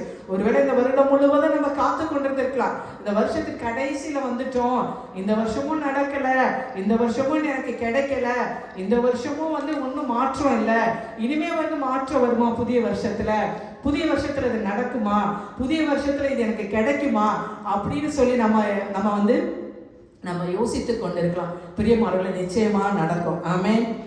கர்த்தரை நம்புகிறாங்க ஒரு நாளும் கைவிடப்படுவதே இல்லை. அப்ப சிமியோன் காத்து கொண்டிருந்தார். ஆமென். ஆண்டவரை அவர் எவ்வளவு நாள் காத்து கொண்டிருக்காரு நமக்கு தெரியல. அவர் ரொம்ப வயதானவராக இருந்திருப்பாருன்னு அவங்க சொல்றாங்க. அப்ப அவருக்கு எப்போ சொல்லப்பட்டதுன்னு தெரியல. அப்ப அத்தனை வருஷமா அவர் காத்து கொண்டே இருக்கிறார். அவர் என்னன்னா நம்பிக்கையோடு காத்து கொண்டிருக்கிறார். அடுத்து என்ன வசனம் சொல்லுன்னா, ஆவியானவருடைய ஏவுதலினால அவர் என்ன பண்ணாரு, அவர் தேவாலயத்துக்கு வந்தார். 27வது வசனத்தை வாசிப்போமா? தேவாலயத்திலே வந்திருந்தான். இயேசு என்னும் பிள்ளையாக நியாயப்பிரமாண முறைமையின்படி செய்வதற்கு தாய் தகப்பன்மார் அவரை உள்ளே கொண்டு வருகையில் இப்ப என்னன்னா இயேசு ஆலயத்துக்கு கொண்டு வராங்க, எருசலேமுக்கு. இவர் எருசலேமில் தான் இருக்கிறாரு. அப்ப ஆவியானவருடைய ஏவுதலினால இல்ல அவரை என்னன்னா அவர் அந்த ஆலயத்துக்கு கரெக்டா அந்த டைமுக்கு வராரு. ஏன்னா பரிசுத்த ஆவியின் மேல அவர் இருந்தபடினால இல்லையா. அப்ப நம்மளுடைய வாழ்க்கையில பாருங்க, நிறைய காரியங்கள் பாத்தீங்கன்னா நம்ம பரிசுத்த ஆவியில நிரம்பி இருக்கும் பொழுது, ஆவியானவரால் நம்ம நடத்தப்படும் பொழுது, பிரியமான ரோமர் 8ஆம் அதிகாரத்துல அருமையா பவுல் அப்போஸ்தலன் எழுதியிருக்கிறார். மாம்சத்தின்படி நடக்கிறவங்க, ஆவியின்படி நடக்கிறவங்க அப்படின்னு சொல்லி. இது ரெண்டுமே இல்லையா. இப்ப நம்ம எல்லாரும் நம்ம நான் ரட்சிக்கப்பட்டுட்டேன், நான் அபிஷேகம் பெற்றுட்டேன் அப்படின்னா நம்ம தேவதூதர்களை போல மாறி விடுகிறது அல்ல. இந்த உலகத்துலதான் இருக்கோம், நம்ம மாம்சத்துலதான் இருக்கிறோம். அதனால நம்ம ஒவ்வொருவருக்குள்ளே பாத்தீங்கன்னா அந்த ஃபிளஷ் அந்த ஸ்பிரிட் ரெண்டுமே என்ன செய்யுது, அப்படியே போராடிக்கிட்டே இருக்குது. அப்ப நம்ம பாத்தீங்கன்னா ஆண்டோட சமூகத்துல காத்திருக்காம, நம்ம ஜெபிக்காம, அபிஷேகத்துல நம்ம வழி நடத்தப்படாம இருந்தோம்னா நம்ம என்ன பண்ணிடுவோம், ரொம்ப மாம்சத்துல நடக்க ஆரம்பிச்சிருவோம். அப்ப ஆவியானவருடைய சமூகத்துல நம்ம காத்திருந்த ஆவியானவருடைய வழி நடத்துதல நம்ம நடக்கிறவங்களா இருக்கும் பொழுது, ஆவியானவர் நம்மளை ஏவுவாங்க அப்படின்னா பாத்தீங்கன்னா நமக்கு ஒரு இன்ட்யூஷன், ஒரு ப்ராம்ப்ட் இருக்கும். அதாவது எந்த இடத்துக்கு நம்ம போகணும், இல்லை நம்ம என்ன செய்யணும், இல்லை சில சமயம் பார்த்தீங்கன்னா சிலரை குறித்து ஆவியானவர் நம்முடைய இருதயத்தில் சில காரியங்களை போடுவாங்க. இவங்களுக்காக நீ ஜெபம் பண்ணு அப்படிலாம் நமக்கு சொல்லுவாங்க இல்லை. இப்போ சம்டைம்ஸ் சில பேர் சொல்லுவாங்களே, உங்களை பற்றி நமக்கு திடீர்னு பார்த்தீங்கன்னா ஒரு ஞாபகம் வரும். ஆவியானவர் நமக்கு ஞாபகப்படுத்துவாங்க, சோ அண்ட் சோ இந்த மாதிரிலாம் அவங்களுக்காக ஜெபம் பண்ண. நம்ம நிறைய காரியங்கள் நம்ம சாட்சிகளை கேட்டிருக்கோம். சில மிஷனரிஸ் எல்லாம் பார்த்தீங்கன்னா ரொம்ப டேஞ்சரஸ் பிளேஸ்ல அந்த மாதிரிலாம் இருக்கிறப்ப வேற கண்ட்ரியில வேற ஒரு இடத்துல இருக்கிற சில பேர் கூட ஆண்டவர் பேசி ஜெபம் பண்ண சொல்லுவார். இந்த மிஷனரிக்காக அப்படிலாம் ஜெபம் பண்ண. இப்போ நம்ம லேடிஸ் குரூப்லேயே பாருங்க, எவ்ரி மண்டே மிஷனரிஸ்க்காக, அந்த மாதிரி ஊழியக்காரங்களுக்காக, சர்வன்ஸ்க்காக நம்ம ஜெபம் பண்றோம் இல்லையா. அப்ப நம்ம நினைக்கிறோம் நம்ம எங்கேயோ ஜெபம் பண்றோம். ஆனா பாருங்க, எந்த இடத்துலயோ ஒரு ஊழியக்காரருக்கு, ஒரு மிஷனரிக்கு ஒரு பாதுகாப்பு தேவைப்படுகிறதா இருக்குது இல்லையா. அப்படி நம்ம நிறைய சாட்சிகளை கேட்டிருக்கோம். நான் ஒரு பயங்கரமான ஒரு கஷ்டமான ஒரு சூழ்நிலையில இருந்தேன். ஆனால் இப்போ நம்ம ஆப்பிரிக்காவில் கூட இல்லை, ஒரு கண்ட்ரியில் ஒரு I forgot the name of the pastor. அவங்க சொன்னாங்களா, அவங்க ஊழியர் பண்ணிட்டு இருக்கப்ப அந்த ஒரு வில்லேஜில், ஆப்பிரிக்கன் வில்லேஜில் அவரை கொலை செய்யறதுக்காக ரொம்ப அவங்க பிளான் பண்ணி, அந்த வில்லேஜ் ஹெட் எல்லாம் பிளான் பண்ணி, ஏன்னா அவர் எல்லாரையும் கன்வெர்ட் பண்ணுறாருன்னு சொல்லி அவங்க என்னென்னா அவங்க அப்படி ஒரு நாள் பிளான் பண்ணி இன்னைக்கு போய் அவரை போய் கொண்டுடணும்னு சொல்லிட்டு அவங்க வந்தால் பார்த்தீங்கன்னா அவங்க சுற்றிலும் பார்த்தீங்கன்னா அவரை சுற்றி 32 ஏஞ்சல்ஸ் அப்படி நிற்கிறாங்க. என்னன்னே பயந்துட்டு அவங்க போயிடுறாங்க அந்த ட்ரைபல் போய் அந்த வில்லேஜில் இருந்தவங்களாம். அதுக்கப்புறம் அந்த பாஸ்டர் அவர் லண்டன். அப்போ அவங்களோட சர்ச்சில் அவருக்கு சொன்னாங்க, ஒரு நாள் நைட் ப்ரேயரில் 32 பேர் அவங்க சர்ச்சில் அவருக்காக ப்ரே பண்ணிட்டு இருந்திருக்கிறாங்க. ஸோ அந்த டைமில் தான் அவர் அட்டாக் பண்ணணும்னு ஆப்பிரிக்காவில் அவங்க ட்ரை பண்ணியிருக்காங்க. ஸோ அந்த மாதிரிலாம் நம்ம நிறைய சாட்சிகளை கேட்டிருக்கோம் இல்லையா. அந்த ஆவியானவருடைய வழி நடத்துதல், ஆவியானவருடைய ஒரு ஏவுதல். பிரியமானவர்களே, நம்ம மாம்சத்தின்படி நடக்கிறவர்கள் அல்ல, நம்ம ஆவியின்படி நடக்கிறவங்க. அப்போ நம்ம ஆவியின்படி நடத்தப்பட்டா இல்லையா, நமக்கு என்னென்னா ஆவியானவர் நம்மளை ஏவுவாங்க, நம்மளை வழி நடத்துவாங்க, நம்மளை நம்ம கைட் பண்ணுவாங்க, லீட் பண்ணுவாங்க. ஒரு டிவைன் ஒரு அப்பாயின்மெண்ட், நம்ம கரெக்டாக அந்த டைமுக்கு போவோம் ஒரு இடத்துக்கு, அந்த டைமில் ஒருத்தரை மீட் பண்ணுவோம். அந்த மாதிரி நிறைய டைம் நம்ம வாழ்க்கையில உங்களுக்கு அனுபவம் இருக்குதான்னு எனக்கு தெரியல. என்னோட வாழ்க்கையில நிறைய அந்த மாதிரி எனக்கு நடந்திருக்கிறது இல்லையா. நான் திடீர்னு பார்த்தீங்கன்னா ஏதாவது ஒரு கிராசரி ஸ்டோரில் பார்த்தீங்கன்னா திடீர்னு யாராவது ஒருத்தரை பார்ப்பேன். அவங்க என்னை அவங்கள ரொம்ப ரொம்ப ரொம்ப வருஷம் கழிச்சு அவங்கள பார்த்துருக்கலாம், ஏதாவது பார்த்துருக்கலாம். பேசும்போது பார்த்தீங்கன்னா அவங்க சில காரியங்களை ஷேர் பண்ணுவாங்க, ரொம்ப ஆச்சரியமாக இருக்கும். அப்புறம் அவங்களுக்காக ஜெபிக்க ஆண்டவர் வந்து ஏவுவார். அது மாதிரி அதே போல தான் ஒரு பல வருடங்களுக்கு முன்பாக ஒரு பொண்ணு, அவங்க ஒரே ஒரு டைம் ஒரு லேடி ஒரே ஒரு டைம்ல நம்ம சர்ச்சுக்கு வந்தாங்க. அதுக்கப்புறம் அவங்க மறந்துட்டேன். அதுக்கப்புறம் வந்து பார்த்தீங்கன்னா அதுக்கப்புறம் அவங்களோட ஃபாலோ பண்ணேன். அப்புறம் அவங்க எங்களுக்கு முடியாது வர்றது, எவ்ரி டைம் வீக்கு சின்ன குழந்தைங்களாம் இருக்குது, எனக்கு முடியாது அப்படின்னு சொல்லி அந்த மாதிரி சொன்னாங்க. நான் சரி அப்புறம் ஃபாலோ பண்ண விட்டுட்டேங்க. அப்புறம் கொஞ்ச நாள் கழிச்சு ஒரு மேபி ஃபியூ இயர்ஸ் கூட கொஞ்ச நாள் கழிச்சு பார்த்தீங்கன்னா நைட்டு நான் தூங்கிட்டு இருக்கேன், என்னோட ஃபோன் அடிக்குது. அதாவது விஷனில் ட்ரீமில் ஆக்சுவல் ஃபோன் அடிக்கலை, அது எனக்கு அந்த ட்ரீம் வருது, என் ஃபோன் வந்து ரிங் ஆகுது. அதை நான் பார்க்குறேன், அந்த பர்டிகுலர் நேம் எனக்கு வருது, அந்த பர்டிகுலர் லேடியோட நேம் வந்து அதில் வருது. அப்புறம் அடுத்த நாள் எழுப்பி பார்த்தீங்கன்னா எனக்கு ஒரு சந்தேகம், ரொம்ப நாள் கான்டாக்டே இல்லாமல் போயிடுச்சு. இவங்களோட பேர் வருது, இந்த பொண்ணோட பேர் வருது, அந்த பொண்ணை வந்து நம்ம கால் பண்ணலாமா வேண்டாமா அப்படின்னு சொல்லிட்டு அந்த மாதிரி ஒரு யோசனை எனக்கு இருந்தது. ஹெசிடேட் பண்ணிட்டா சரி பரவாயில்ல, இருந்தாலும் இந்த மாதிரி சில ட்ரீம்ஸ் நமக்கு மறந்துடும், சில விஷன்ஸு சிலது நமக்கு ஞாபகம் இருக்குல்ல. இது தெளிவாக அந்த பேர் வந்த உடனே சரி மேபி ஆண்டவர் தான் என்னை அந்த பொண்ணை வந்து கால் பண்ண சொல்கிறது, மேபி ஏதாவது ஆண்டவருடைய வழி ஆவியானுடைய ஒரு லீடிங்காக கூட இருக்கலாம், சரி நம்ம அதை வந்து இக்னோர் பண்ண வேண்டாம் அப்படின்னு சொல்லிட்டு ஐ கால் ஹர் பார்த்தீங்கன்னா அந்த பொண்ணு ரொம்ப ஒரு டிப்ரெஸ்டாக ரொம்ப ஒரு லோ ஸ்டேட்டில் ஷி வாஸ் தேர். ஏன்னா அவங்க ஹஸ்பண்ட் அண்ட் ஒய்ஃப்குள்ள சம் பிரச்சனைகள், சம் மிஸ் அண்டர்ஸ்டாண்டிங் அது மாதிரி வந்து. அப்போ வந்துட்டு அந்த எப்படி இருக்க உங்களுக்காக நாங்கள் ப்ரே பண்ணுறோம் அப்படின்னு சொல்லிட்டு இருக்கப்ப அந்த டைமில் அந்த பொண்ணை கூப்பிட்டு நான் பேசி நான் ஜெபம் பண்ணுறதுக்கு ஆண்டவர் வந்து ஆவியானவர் உதவி செஞ்சாங்க. அது மாதிரி பார்த்தீங்கன்னா ஆண்டவர் வந்து நம்ம ஆண்டவரோடு நம்ம இருக்கும் பொழுது, அவருடைய சமூகத்தில் நம்ம காத்திருக்கும் பொழுது, ஆவியானவரை நம்ம வழி நடத்தப்படும் பொழுது ஆண்டவர் வந்து நமக்கு சில காரியங்களை வெளிப்படுத்துவாங்க, சில இடங்களுக்கு நம்மளை கொண்டு போவாங்க. ஆமே.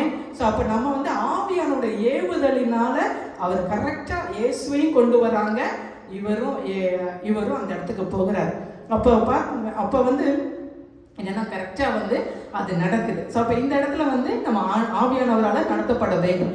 அப்போ உடனே வந்து அடுத்த வருஷம் நம்ம என்ன படிக்கிறோம், சிமியோன் வந்து அவரை தன் கைகளில் ஏந்தி கொண்டு தேவனை ஸ்தோத்தரித்து, ஆண்டவரே உடைய வார்த்தையின்படி ஒரு அடியனை இப்பொழுது சமாதானத்தோடு போக விடுகிறேன்.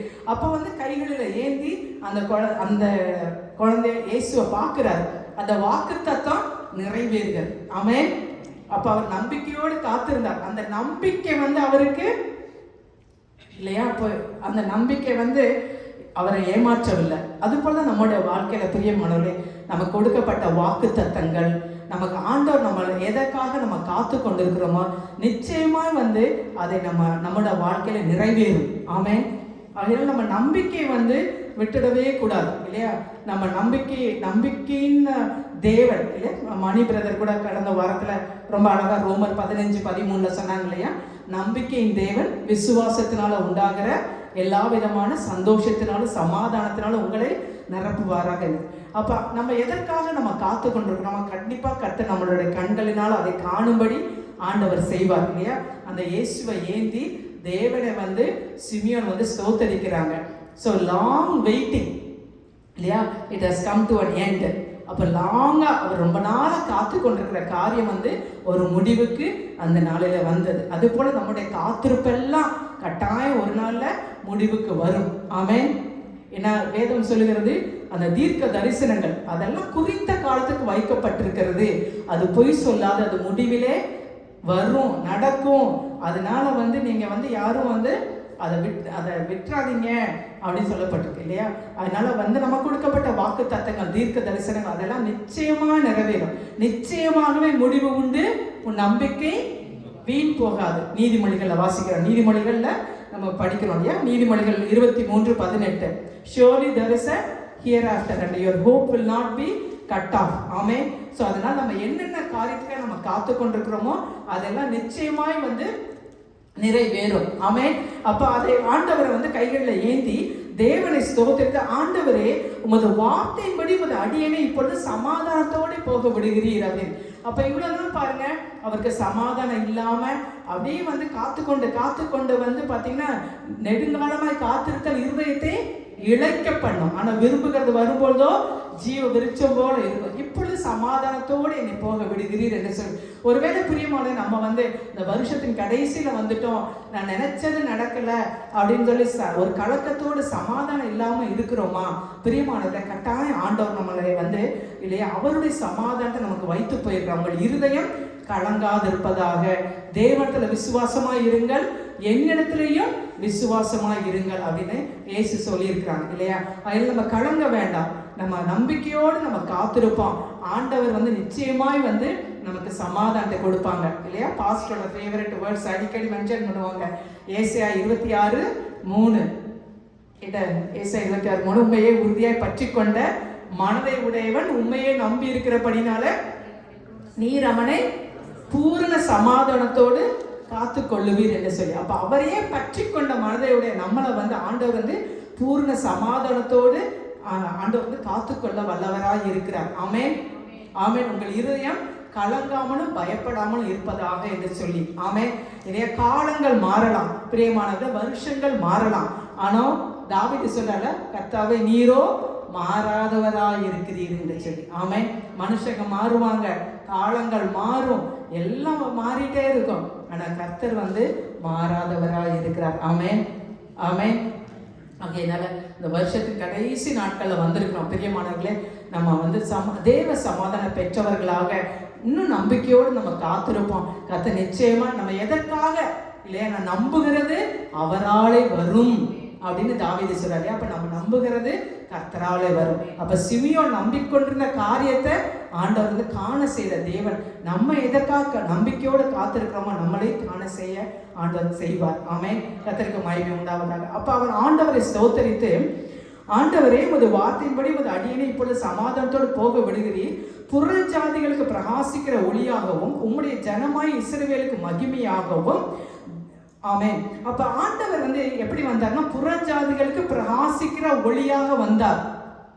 ஏசாயா 9:2 படிக்கிறோம், இருளில நடக்கிற ஜனங்கள் பெரிய வெளிச்சத்தை கண்டார்கள், மரண இருள் தேசத்துல குடியிருக்கிற ஜனங்கள் மேல வெளிச்சம் பிரகாசித்தது. அப்ப ஆண்டவர் எப்படி வந்தாங்க? பிரகாசிக்கிற ஒளியாக வந்தார்கள் இல்லையா? அப்ப நம்ம எல்லாம் புறஜாதிகளா தான் நம்ம இருந்தோம். நம்ம எல்லாம் யாரு? once we were all Gentiles. ஆண்டவர் அறியாதவங்க, காணி ஆட்சிக்கு நம்ம புறம்பானவர்கள், எல்லாம் நம்ம தூரமானவர்களாக நம்ம இருந்தோம். நம்மளும் புறஜாதிகளாக தான் இருந்தோம், இருளில் இருந்தோம், அந்தகாரத்திலே மரண இருளையும் நம்ம இருந்தோம். ஆண்டவர் நம்மளை வெளிச்சத்துக்கு கொண்டு வந்தார். ஆண்டவர் இந்த உலகத்துக்கு ஒளியாய் வந்தார். அவர் உலகத்துல எந்த மனுஷனை பிரகாசிப்பிக்கிற மெய்யான ஒளி. ஆமென், ஆமென். அவர் ஆண்டவர் என்னன்னா, அவருக்குள்ள ஜீவன் இருந்தது, அந்த ஜீவன் மனுஷருக்கு ஒளியா இருந்தது. அப்ப சிமியோன் ஆண்டவரை கைகளில் ஏந்தி ஸ்தோத்தரிக்கிறார், புறஜாதிகளுக்கு ஒளியாக வந்தார்ன்னு சொல்லி. நம்ம எல்லாம் புறஜாதிகளாக தான் நம்ம இருந்தோம், இருளில் இருந்தோம். ஆண்டவர் நம்மளை எல்லாம் என்ன பண்ணாரு? வெளிச்சத்துக்கு கொண்டு வந்தாங்க. அந்த இருள் அவர் வெளிச்சமாய் வந்தார். நம்மளோட மனக்கண்களை ஆண்டவர் திறந்தார். இதே லூக்கா 1 78-79 வசனங்களை வாசிப்போம். லூக்கா 1 அந்தகாரத்திலும் மரண இருளிலும் உட்கார்ந்திருக்கிறவர்களுக்கு வெளிச்சம் தரவும், நம்முடைய கால்களை சமாதானத்தின் வழியே நடத்தவும், அவ்விரக்கத்தினாலே உன்னதத்திலிருந்து தோன்றிய அருணோதயம் நம்மை சந்தித்திருக்கிறது. ஆமென். அப்ப அந்தகாரத்திலையும் மரண இருளையும் குடியிருந்த இருக்கிற ஜனங்கள்ல உட்கார்ந்து இருக்கிறவங்களுக்கு வெளிச்சம் தரணும். ஆண்டவர் என்னன்னா, அந்தகாரத்திலேயும் மரண இருளும் இருந்த நம்மளை வெளிச்சத்துக்கு கொண்டு வந்தாங்க. நம்முடைய கால்களை சமாதானத்தின் வழியில நடத்தவும், அவ்விரக்கத்தினால உன்னதத்திலிருந்து தோன்றிய அருணோதயம் நம்மை சந்தித்திருக்கிறது.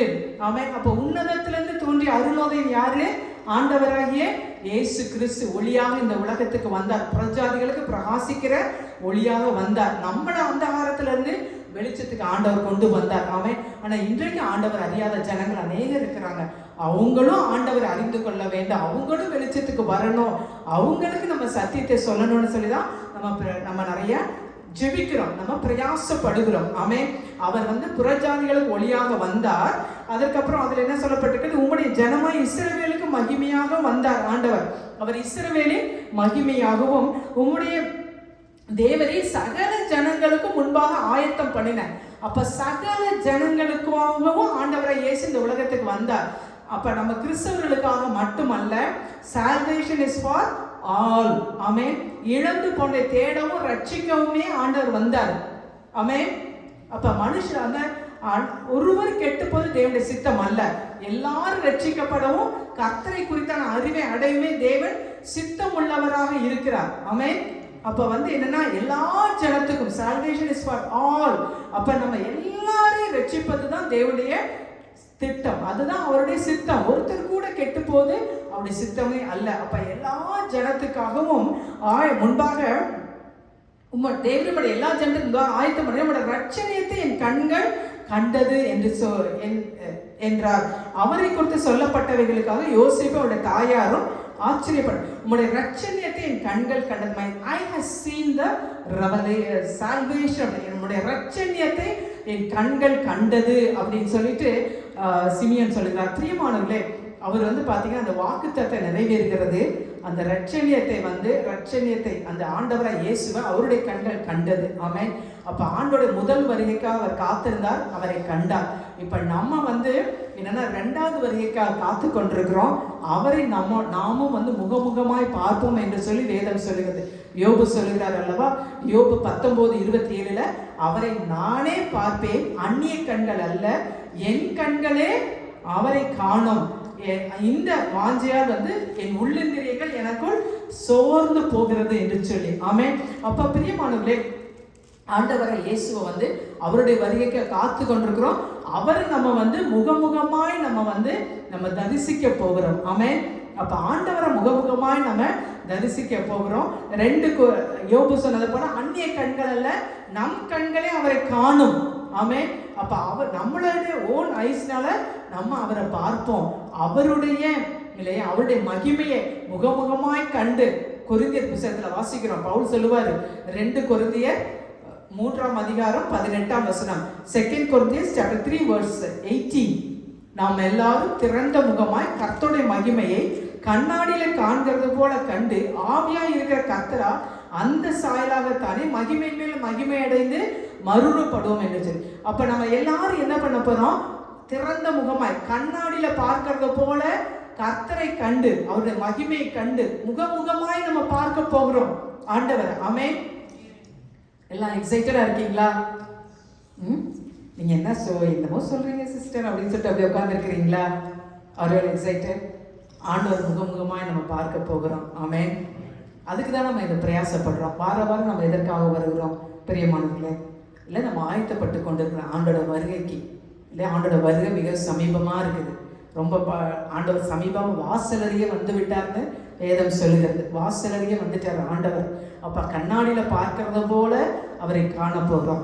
அவருக்கு ஒப்பாகவே நம்ம இருக்க போகிறோம். அந்த அவருடைய சாயலால் நம்ம எல்லாரும் மகிமை மேல மகிமை அடைந்து மறுரூபப்படுவோம் என்று சொல்லி வசனம் சொல்லுகிறது. அப்படியாக நம்ம சிமியோன் முதல் வருகையை அவர் பார்த்தார் இல்லையா, கண்களால் கண்டார். நம்ம 2வது வருகைக்காக நம்ம காத்து கொண்டிருக்கிறோம். அந்நிய கண்கள் அல்ல, நம்ம கண்களை காணும். அவன் அப்ப யோசேப்பும் மரியாளும் ஆண்டவரை குறித்து சொன்ன காரியங்களுக்காக அதை குறித்து அவங்க ஆச்சரியப்படுறாங்க. அப்புறம் இன்னும் அவரை குறித்து சிமியோன் சில காரியங்களை வெளிப்படுத்தி சொல்றார். ஆவியானுடைய ஏவுதலினால சில காரியங்களை அவர் சொல்றாரு. என்ன சொல்றாருன்னா, அவரை குறித்து சொல்லப்பட்டவைகளுக்காக அவருடைய தாய் தகப்பன்மார் யோசேப்பு அவருடைய தாயாரும் ஆச்சரியப்பட்டார்கள். பின்னும் சிமியோன் அவர்களை ஆசீர்வதித்து அவருடைய தாயாகிய மரியாதை நோக்கி, இதோ அநேகருடைய இருதய சிந்தைகள் வெளிப்படத்தக்கதாக இஸ்ரவேலிலே அநேகர் விழுகிறதற்கும் எழுந்திருக்கிறதுக்கும் விரோதமாய் பேசப்படும் அடையாளமாவதற்காகவும் இவர் நியமிக்கப்பட்டிருக்கிறார். அப்ப இங்க சில காரியத்தை ஆவியானவர் வெளிப்படுத்துகிறார். ஆண்டவரை இயேசு கிறிஸ்துவை பற்றி சில காரியம் என்ன சொல்றதுன்னா, அவர் அநேகருடைய இருதய சிந்தைகள் வெளிப்படத்தக்கதாக. அப்ப நம்முடைய இருதய சிந்தைகளை God knows what is in our heart இல்லையா, and he will reveal it. இப்ப நான் உங்க முகத்தை எல்லாம் பார்க்கிறேன், உங்க இருதயத்துல நீங்க இப்ப என்ன யோசிக்கிட்டு இருக்கீங்கன்னு எனக்கு தெரியுமா? எனக்கு தெரியாது. நீங்க இதை முடிச்சுட்டு இப்போ போய் வீட்டுக்கு போய் லேடிஸ் ஒருவேளை என்ன டின்னர் பண்ண யோசிச்சு கொண்டிருக்கலாம். இல்லை மென்னு இல்லை அடுத்த நாள் வேலைக்கு போகணும், இப்போ இவங்க எப்போ படிப்பாங்கன்னு தெரியல அப்படின்னு சொல்லி அந்த மாதிரி ஏதாவது யோசித்து கொண்டிருக்கலாம். நம்மளாம் மனுஷங்க தான் இல்லையா, நாட் எவ்ரிபடி இல்லை. அப்போ என்ன, எல்லாருடைய இருதய சிந்தைகளை கர்த்தர் வெளிப்படுத்துகிற தேவனாக இருக்கிறார்.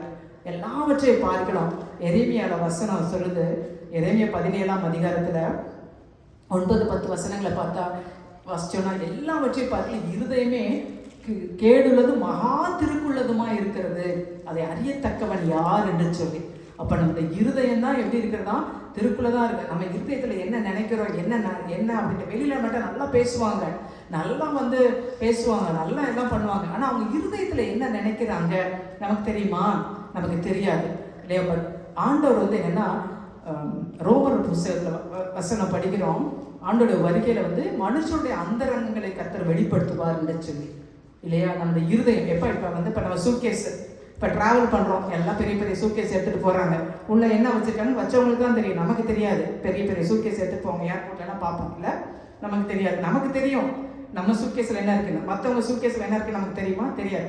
ஆனால் நம்ம சூட்கேஸ்குள்ளே என்ன ஹேண்ட் லக்கேஜில் என்ன மறைச்சி ஒழிச்சு எத்தனை துணியில் சுற்றி ஒழிச்சு வச்சாலும் என்ன ஆயிரும், அந்த செக்யூரிட்டி அந்த இதில் போகிறப்ப ஸ்கேன் பண்ணுறப்ப எல்லாம் கிளியராக தெரிஞ்சிடும். நம்ம எந்த பக்கம் எங்கே அடியில் ஒழிச்சு வச்சாலும் வெளியில் தெரிஞ்சிடும். அதுபோல் தான் நம்முடைய இருதயமும் ஆண்டவர் அப்படியே ஸ்கேன் பண்ணிடுவார்.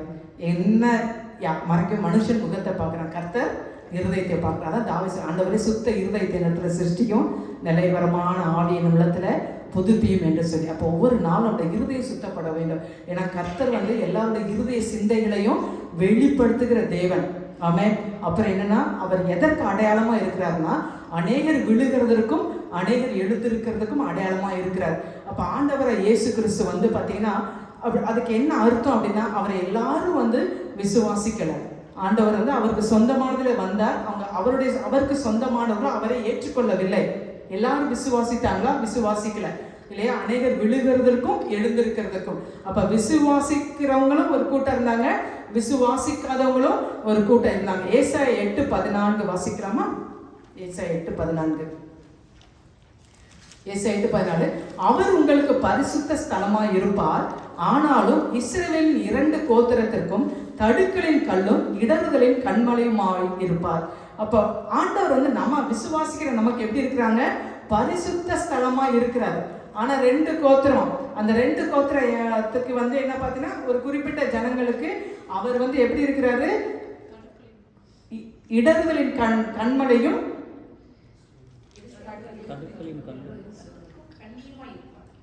இடர்தலின் கண்மலையும் கல்லும் சுருக்குமா இருப்பார், தடுக்களின் கல்லும் இடர்தலின் கண்மலையுமா இருப்பார் என்று சொல்லி ரோமர் 9ஆம் அதிகாரத்திலே நம்ம படிக்கிறோம் 30-32. இது இடறுதற்கான கல்லையும் தவறுதற்கான கண்மலையும் சியோலில் வைக்கிறேன், அவரிடத்துல விசுவாசமா இருக்கிறவர்கள் பாக்கியவான் என்று சொல்லி. அப்ப ஆண்டவர் வந்து இல்லையா, ஆண்டவரை குறித்து சொல்லப்பட்ட வசனம் என்ன அப்படின்னா வந்து, அவர் வந்து மூளைக்கல் இல்லையா, தள்ளப்பட்ட கல்லே அவர் மூளைக்கு தலைக்கல் ஆயிடுச்சு, அது கர்த்தரால் ஆயிடுச்சு. நம்முடைய கண்களுக்கு ஆச்சரியமா இருக்கு. விசுவாசிக்கிற நமக்கு வந்து அவர் இஸ் a precious stone, விலையேற பெற்ற கல். ஆனா வந்து விசுவாசியாம கீழ்ப்படியாதவர்களுக்கோ அவர் வந்து இடறுதலுக்கான கல், அவங்க விழுகிறதுக்கான கல்லா இருக்கிறார். இதை ரொம்ப அழகா பேதுருவும் எழுதியிருப்பார். 1 பேதுரு 2ஆம் அதிகாரம் 6, 7, 8 வசனங்களை வாசிப்போமா? 1 பேதுரு 2, 6, 7, 8 வசனங்கள். ஆகையால் விசுவாசிக்கிற உங்களுக்கு அது விலையேற பெற்றது, கீழ்ப்படியாமல் இருக்கிறவர்களுக்கோ வீட்டை கட்டுகிறவர்களால் தள்ளப்பட்ட பிரதான மூளைக்கல்லாகிய அந்த கல் இடதற்கு ஏதுவாக கல்லும் விழுவதற்கு ஏதுவான கண்மலையுமாயிற்று. அவர்கள் திருவசனத்திற்கு கீழ்ப்படியாதவர்களாய் இருந்து இடறுவார்கள், அதற்கென்றே நியமிக்கப்பட்டவர்களாயும் இருக்கிறார்கள். ஸோ அதுதான் இப்போ விசுவாசிக்கிற நமக்கு வந்து அவர் வந்து விலையேற பெற்றவராக இருக்கிறார். விசுவாசியாதவங்களுக்கு எப்படி இருக்கிறாரு? அவர் வந்து இடறுவதற்கு ஏதுவான கல்லும் விழுகிறதுக்கு ஏதுவான கண்மலையுமா இருக்கிறார். கீழ்ப்படியாதவர்கள் விழுகிறார்கள், அவர்கள் அதற்கென்றே நியமிக்கப்பட்டிருக்கிறார்கள். அப்ப ஆண்டவரை எல்லாரும், அவர் சிலர் விழுகிறதற்கும் சிலர் எழுந்திருக்கிறதற்கும் அவர் நியமிக்கப்பட்டிருக்கிறார். சிமியோன் தீர்க்கதரிசனமா சொல்றார். அப்ப ஆண்டவரை வந்து எல்லாரும் ஏற்றுக்கொள்ளல. அவரை வந்து என்ன பண்ணாங்க? கொஞ்சம் பேர் தான் ஏற்றுக்கொண்டாங்க, கொஞ்சம் பேர் ஏற்றுக்கொள்ளல. அதே காரியம் தான் இன்னைக்கும் நடக்குது இல்லையா? இன்னைக்கும் வந்து இப்ப நம்ம எல்லாருக்கும் சுவிசேஷம் சொல்றோம், எல்லாருக்கும் அறிவிக்கிறோம். இப்ப சில வாரங்களுக்கு முன்பாக நம்ம கேரல்ஸ் போனப்ப நிறைய நான் பிலீவர்ஸ் அவங்க வீடுகளுக்கெல்லாம் போனோம், அவங்களுக்கு சத்தியத்தை சொன்னோம், அது நம்ம பிரயாசப்படுகிறோம். ஆனா அவங்க எல்லாரும் ஆண்டவர் ஏற்றுக்கொள்ளணும்னு நம்ம வாஞ்சிக்கிறோம் இல்லையா? ஆனா எல்லாரும் ஏற்றுக்கொள்கிறார்களா? இல்லை இல்லையா? சிலர் வந்து விசுவாசித்து அவரை ஏற்றுக்கொள்கிறாங்க, ஆனா சிலர் வந்து அவங்க வந்து விசுவாசிக்கல, கீழ்ப்படியாம இருக்கிறாங்க. சிலர் வந்து பாத்தீங்கன்னா ரொம்ப ஹார்ஷா ரெஸ்பாண்ட் பண்ணுவாங்க. நம்ம சில டைம் நம்ம சொல்லணும் அப்படின்னு நினைப்போம், நம்ம சத்தியத்தை சொல்லணும், அவங்கள ஆண்டவரை ஏற்றுக்கொள்ளணும். ஆனால் பார்த்தீங்கன்னா அவங்க ரொம்ப ஷார்ப்பாக நமக்கு ரெஸ்பாண்ட் பண்ணிடுவாங்க. சிலர் வந்து அதை கீழ்ப்படியாதவர்கள் இல்லையா, அதற்கேற்ற அவங்க நியமிக்கப்பட்டிருக்கிறாங்க அப்படிலாம் வசனம் சொல்லு. அதுக்காக வந்து நான் எத்தனை தடவை சொன்னாலும் அவங்க ஏற்றுக்கொள்ள மாட்டாங்க, அவங்க மாற மாட்டாங்க, அதான் நான் சொல்ல மாட்டேன் அப்படின்னு நம்ம இருக்கக்கூடாது. நம்ம சொல்ல வேண்டியது நம்மளுடைய கடமை. ஆமென். பவுல் சொல்றாரு இல்லையா, சுவிசேஷத்தை பிரசங்கியாமல் இருந்தால் எனக்கு ஐயோ என்று சொல்றார் பவுல் அப்போஸ்தலன். அப்போ அந்த சுவிசேஷத்தை பிரசங்கிக்கிறது நம்மளுடைய கடமை. ஏன்னா பவுல் நட்டான், அப்போலோ நீர் பாய்ச்சினான், விளைய செய்கிறவர் தேவன். அப்ப நம்மளுடைய what is our responsibility to sow the seed. ஆமென். அப்ப தேவன் வந்து அதை விளைய செய்வார். அப்ப எல்லாரும் ஏற்றுக்கொள்ளுவாங்களா? கட்டாயம் எல்லாரும் ஏற்றுக்கொள்ள மாட்டாங்க. ஆனா சிலர் ஏற்றுக்கொள்ளுவாங்களா? கட்டாயம் சிலர் வந்து ஏற்றுக்கொள்ளுவாங்க. அதனால நம்ம செய்ய வேண்டிய கடமையை நம்ம செய்யணும். அதே போல சிமியோன் என்ன சொல்றாருன்னா, அநேகர் அவருக்கு விரோதமா பேசுகிறதுக்கு அடையாளமா இருப்பார் என்று சொல்லி. அப்ப அவருக்கு விரோதமா ஆண்டவர் வந்து நன்மை தான் செய்தார், நன்மை செய்கிறவரா சுற்றி திரிந்தார், அநேக நன்மைகளை செய்தார், வியாதியை குணமாக்கினார், ஆண்டவர் குருடருக்கு கண் பார்வை, மரித்தோரை உயிர்ப்பித்தார், எவ்வளவோ நன்மைகளை செஞ்சாங்க. ஆனா அவர் அநேக விரோதிச்சவங்க நிறைய பேர் இருந்தாங்க. வேத பாரகர்கள் இல்லையா, அவங்க எல்லாம் பரிசேயர் சதுசேயர் எல்லாம் அவரை வந்து விரோதிச்சாங்க. அவருக்கு விரோதமா அவரை எழுப்பினாங்க, அவரை கொலை செய்யணும்னு அவங்க என்ன முற்பட்டாங்க, கொலையும் செய்தார்கள். சிலுவை ஜீவாதிபதியை அவர்கள் கொலை செய்தார்கள். அப்ப வந்து ஆண்டவருக்கு விரோதமா எழும்பினாங்க, ஆண்டவருக்கு விரோதமா பேசினாங்க. பிசாசின் தலைவனாகி பெயல்சபூலின் அந்த நாமத்தினால இவர் பிசாசுகளை துரத்துக்கிறான்னு சொல்லுவாங்க. அப்ப அப்படி கிடையாது பிரியமானவர்களே. நம்ம வந்து ஆண்டவர் வந்து நன்மை செய்தார், ஆனாலும் வந்து அவங்க விரோதமாக பேசுறாங்க. இன்னைக்கு அதே போலதான் நம்ம நல்லது சொன்னா கூட ஆண்டவரை விசுவாசித்தால் நமக்கு விரோதமா பேசுறவங்க இருக்கதான் செய்வாங்க. ஆண்டவரை இயேசு சொன்னார், என்ன வந்து பகைத்தாங்கன்னா உங்களையும் பகைப்பார்கள் அப்படின்னு சொல்லி. இந்த உலகம் வந்து என்னை பகைச்சது, உங்களையும் பகைப்பாங்க அப்படின்னு. ஐயோ அவங்களை என்ன வந்து ஒரு மாதிரி ஹர்ட் பண்ணிட்டாங்க, நான் அவங்களுக்கு நல்லதான் செஞ்சேன், அவங்க என்ன வந்து துக்கப்படுத்திட்டாங்க அப்படின்னு நம்ம வருத்தப்படக்கூடாது. ஏன்னா தேவனை விரோதிச்சவங்க நமக்கு விரோதமாகவும் நம்ம பேசுவாங்க, நமக்கு விரோதமாக பேசதான் செய்வாங்க. ஆனால் அது எல்லாத்துக்கும் நம்ம ஆயத்தமாக நம்ம இருக்கணும். நம்ம வந்து ஆண்டவரை போல இல்லையா பொறுமையோடு இருந்து ஆண்டவரை மற்றவங்களுக்கு நம்ம அறிவிக்கிறவங்களா இருக்கணும். சிமியோன் கடைசி அப்புறம் சொல்றாரு, மரியாதை பார்த்து உன் ஆத்துமாவையும் ஒரு பட்டயம் உருவி போகும் என்று சொல்லி. என்னன்னா வந்து ஆண்டவராய் இயேசுனுடைய என்னன்னா வந்து மரணத்தை குறித்து தீர்க்க தரிசனமா சொல்றார் இல்லையா. ஆண்டவர் சிலுவை மரணத்தினால மரிக்க போகிறார் அப்படின்னு. அதனால அவங்க மரியாள் வந்து அவங்களுடைய ஆத்மா வியாகுலப்பட போகிறது அது அப்படின்றத தீர்க்க தரிசனமா வந்து அந்த இடத்துல சொல்றார், உன் ஆத்மாவே ஒரு பட்டயம் உரி போகும் என்று சொல்லி. ஆமென். ஸோ இந்த காரியங்கள் எல்லாவற்றையும் வந்து பார்த்தீங்கன்னா சிமியோன் வந்து ஆண்டவர் இயேசு கிறிஸ்துவை குறித்து வெளிப்படுத்தி இருக்கிறார். இந்த நாளில் பிரியமான இந்த வருஷத்தின் கடைசியில் நம்ம இருக்கிறோம் இல்லை. நம்மளுடைய நம்பிக்கை என்ன இல்லையா? நிச்சயமாக வந்து இந்த ரெண்டாவது வருகைக்காக நம்ம ஆயத்தப்பட வேண்டியது அவசியமாக இருக்குது இல்லையா. இந்த ஒரு இன்னும் ஒரு 3 days தான் முடிய போகுது இந்த வருஷம். அப்போ நம்ம ஆயத்தப்படுவோம், ஆண்டவரை இன்னும் அதிகமாக நம்ம பற்றி மற்றவங்களுக்கு சொல்லணும் என்று சொல்லி நம்ம அதுக்காக பிரயாசப்படுவோம், அதற்காக நம்ம ஆயத்தப்படுவோம். அது நம்ம மேலே விழுந்த கடமையாக இருக்கிறது. இன்னும் இந்த புதிய வருஷத்தில் இன்னும் அதிகமாக கர்த்தருக்காக எழும்பி பிரகாசிப்போம். கர்த்தர் தாமே நம்ம ஒவ்வொருவருக்கும் அந்த கிருபையை கொடுப்பாராக. ஆமென், ஆமென். கர்த்தருடைய பரிசுத்த வசனத்திற்காகவும் ஆவியானவருடைய வெளிப்பாடுகளுக்காகவும் ஸ்தோத்திரம். எதிர்பார்ப்புள்ள ஜனங்களாய் வாழ கர்த்தர் நம்மை அழைக்கிறார். இன்றைக்கு தியானிக்கப்பட்ட இந்த பகுதியில் லூக்கா 2வது அதிகாரத்தில் வாசிச்சு பார்த்தீங்கன்னா சிமியோன் நீதிமானாய் இருந்தான். சிமியோனை குறித்து 3 காரியங்கள் சொல்லப்பட்டிருக்கிறது. சிமியோன் நீதிமானாய் இருந்தான், தேவபக்தி உள்ளவனாய் இருந்தான். ஆனால் அந்த நாட்களில் நீதிமானாகவும் தேவபக்தியும் உள்ளவர்களாகவும் நிறைய பேர் இருந்தார். சிமியோன் மாத்திரம் கிடையாது. ஆனால் முக்கியமானது சிமியோனை குறித்து சொல்லப்பட்டிருக்கிறது, இஸ்ரவேலின் ஆறுதல் வர காத்திருக்கிறவனாய் சிமியோன் இருந்தார். எந்த ஒரு கூட்ட ஜனங்கள் அவருடைய வருகைக்காய் காத்திருக்கிறார்களோ அவர்களுக்கு விசேஷித்த பாதுகாப்பு உண்டு. ஏன்னா சிமியோனை குறித்து என்ன சொல்லியிருக்கு? நீ ரட்சணித்தை காணும் வரை மரணமடைய மாட்டாய். ஓ நீ நீதிமான், நீ அதனால மரணமடைய மாட்டேன்றல்ல. ஓ நீ நன்மை, அது நீ பலருக்கு நன்மை செய்கிறாய், உன் நன்மை ரொம்ப நாளைக்கு தொடர்னா எல்லாருக்கும் நல்லா இருக்கும், நீ நல்லா பிரசங்கிக்கிறாய், நீ நல்லா பாடுகிறாய், அதனால வந்து உனக்கு அப்படி இல்லை. கர்த்தருடைய வருகைக்காய் காத்திருந்த மனுஷன். பின்னாடி வீட்டில் போய் வாட்சி பாருங்க, இந்த இந்த இந்த பகுதியில் அடுத்த பகுதி 35 36 வாட்சி பார்த்தீங்கன்னா அன்னாள் தீர்க்கதரிசியை குறித்து சொல்லியிருக்கிறது. அன்னாள் தீர்க்கதரிசி 84 வயது உள்ளவள். 7 வயதில் தன்னுடைய 7 வருடத்துல கணவனை இழந்து 84 வயது வரை இரவும் பகலும் ஆலயத்தில் அவளை குறித்து சொல்லும்போது ஒரு அழகான ஒரு வசனம் அந்த இடத்துல சொல்லுகிறது. அவள் யாருக்கு செய்தி அறிவித்தாள் தெரியுமா? பின்னாடி பார்த்தீங்கன்னா 38வது வசனம். அவளும் அந்நேரத்திலே வந்து நின்று கர்த்தரை புகழ்ந்து எருசலேமிலே மீட்புண்டாக காத்திருந்த யாவருக்கும் அவரை குறித்து பேசினார். எருசலேமில் உள்ள நீதிமான்களுக்கு அல்ல, எருசலேமிலே உள்ள தேவ மனுஷருக்கு அல்ல. யாருக்கு பேசினாள்? சோ ஒரு கூட்ட ஜனங்கள் எந்த நாளிலும் பாருங்க, கர்த்தருக்கு காத்திருக்கிற ஜனங்கள் ஒரு கூட்ட ஜனங்கள் இருந்தாங்க. கர்த்தரை நேசிக்கிற பிள்ளைகள் இருந்தாங்க, பக்தியுள்ள பிள்ளைகள் இருந்தாங்க, நியாயப்பிரமாணத்தின்படி வாழ்கிற. ஆனால் நம்முடைய குறிப்பா இந்த வருடத்தோட கடைசியில் நாம் நிற்கும் பொழுது எதை எதிர்பார்த்து 2020 what do you expect as you walk into 2026? நம்முடைய முதல் எதிர்பார்ப்பு என்னவா இருக்கணும் தெரியுமா? ஆண்டவரே, ஒருவேளை உம்முடைய வருகை இந்த வருடத்தில் இருக்குமோ? ஹல்லேலூயா, ஹல்லேலூயா. உம்முடைய வருகை இந்த வருடத்தில் இருக்குமானால் நான் தகுதியுள்ளவனாய் காணப்படுவேன். நான் உம்முடைய பிரசன்னத்தில் இயேசுவானவரே யூதாவில் சொன்னீரே, நம்மை மாசற்றவர்களாய் தேவ சன்னிதானத்துல மிகுந்த மகிழ்ச்சியோடு நிறுத்த வல்லவர் என்று நீங்க சொன்னீங்களே, என்ன நிறுத்துவீங்களா ஆண்டவரே? நான் உண்மை ரொம்ப ரொம்ப முக்கியம். ஏன்னா இதே இது ஐ திங்க் 2 தீமோத்தேயு 4:8 நினைக்கிறேன். ஒருத்தர் எடுத்து அவங்க வாசிக்கலாம். 2 தீமோத்தேயு 4:8 பவுல் அப்போஸ்தலர் இதே காரியத்தை குறித்து சொல்றாரு. எனக்கு ஒரு மகிமையின் கிரீடம் வைக்கப்பட்டிருக்கிறது. எனக்கு மாத்திரம் அல்ல, யாருக்கெல்லாம் அது கொடுக்கப்படும்? இது முதல் நீதியின் கிரீடம் எனக்காக வைக்கப்பட்டிருக்கிறது. நீதியுள்ள நியாயாதிபதிய கர்த்தர் அந்நாளில் அதை எனக்கு தந்தருளுவார். எனக்கு மாத்திரமல்ல, அவர் பிரசன்னமாகுதலை விரும்பும் யாவருக்கும் அதை தந்தார். ஆமென். அவர் பிரசன்னமாகுதலை விரும்புகிற யாவருக்கும், வாஞ்சிக்கிற யாவருக்கும், காத்திருக்கிற யாவருக்கும். சிமியோனுடைய காரியம் தேவன் பிறந்த பொழுது, ஆலயத்தில் ஒப்புக் கொடுக்கப்பட வந்த பொழுது, அன்னாள் அறிவிக்கிறது அவருடைய வருகைக்காய் காத்திருக்கிற ஒரு கூட்ட ஜனங்களுக்கு.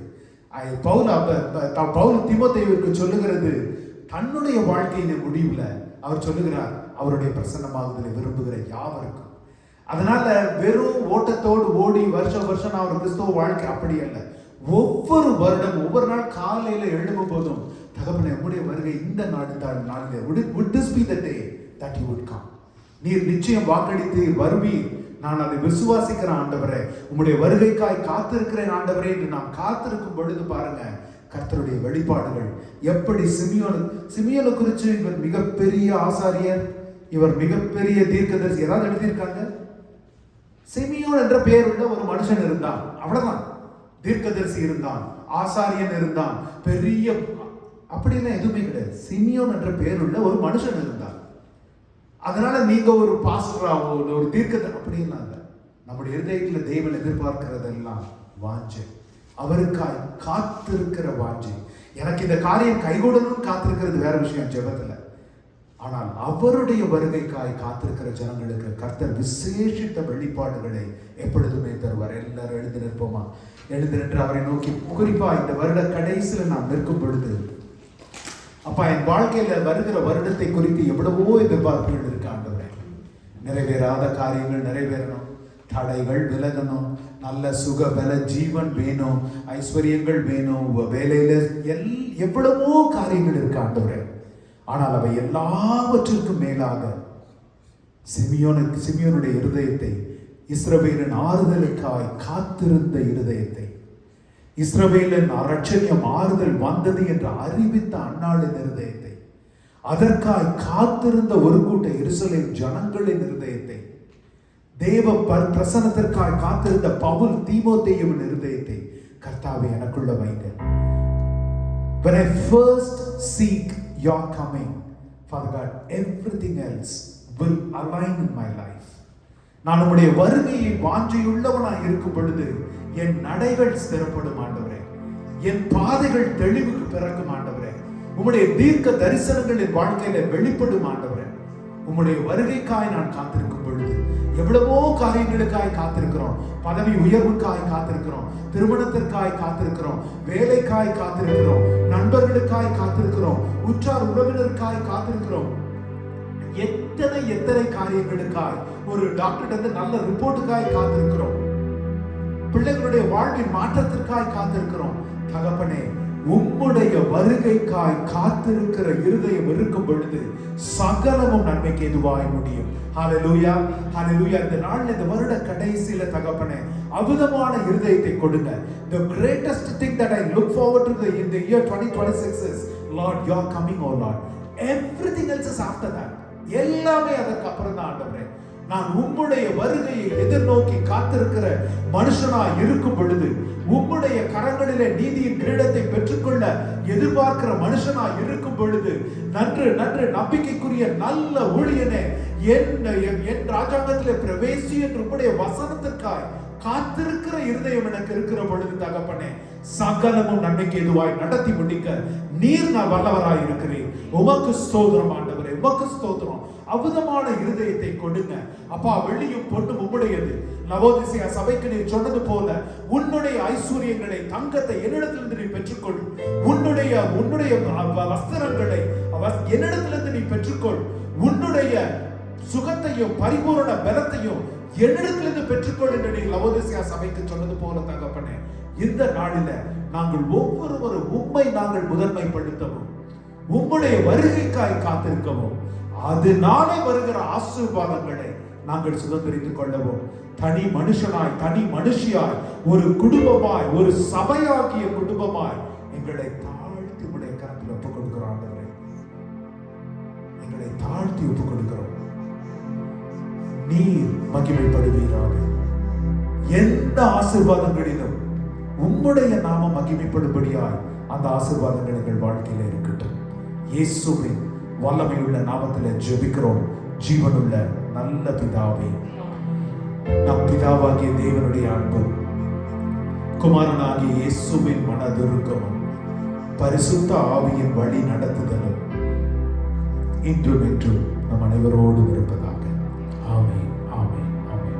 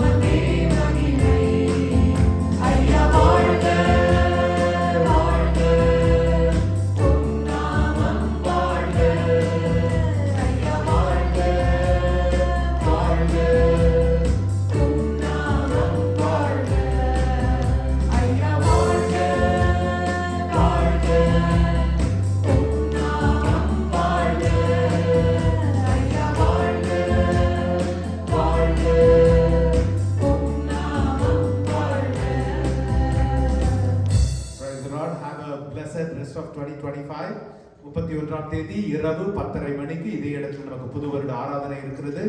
ஒரு ஆயத்தத்தோடு வாங்க, எதிர்பார்ப்போடு வாங்க. God is great. Don't limit him by your small expectations. Come with great expectations to the presence of the Lord. Amen. God bless.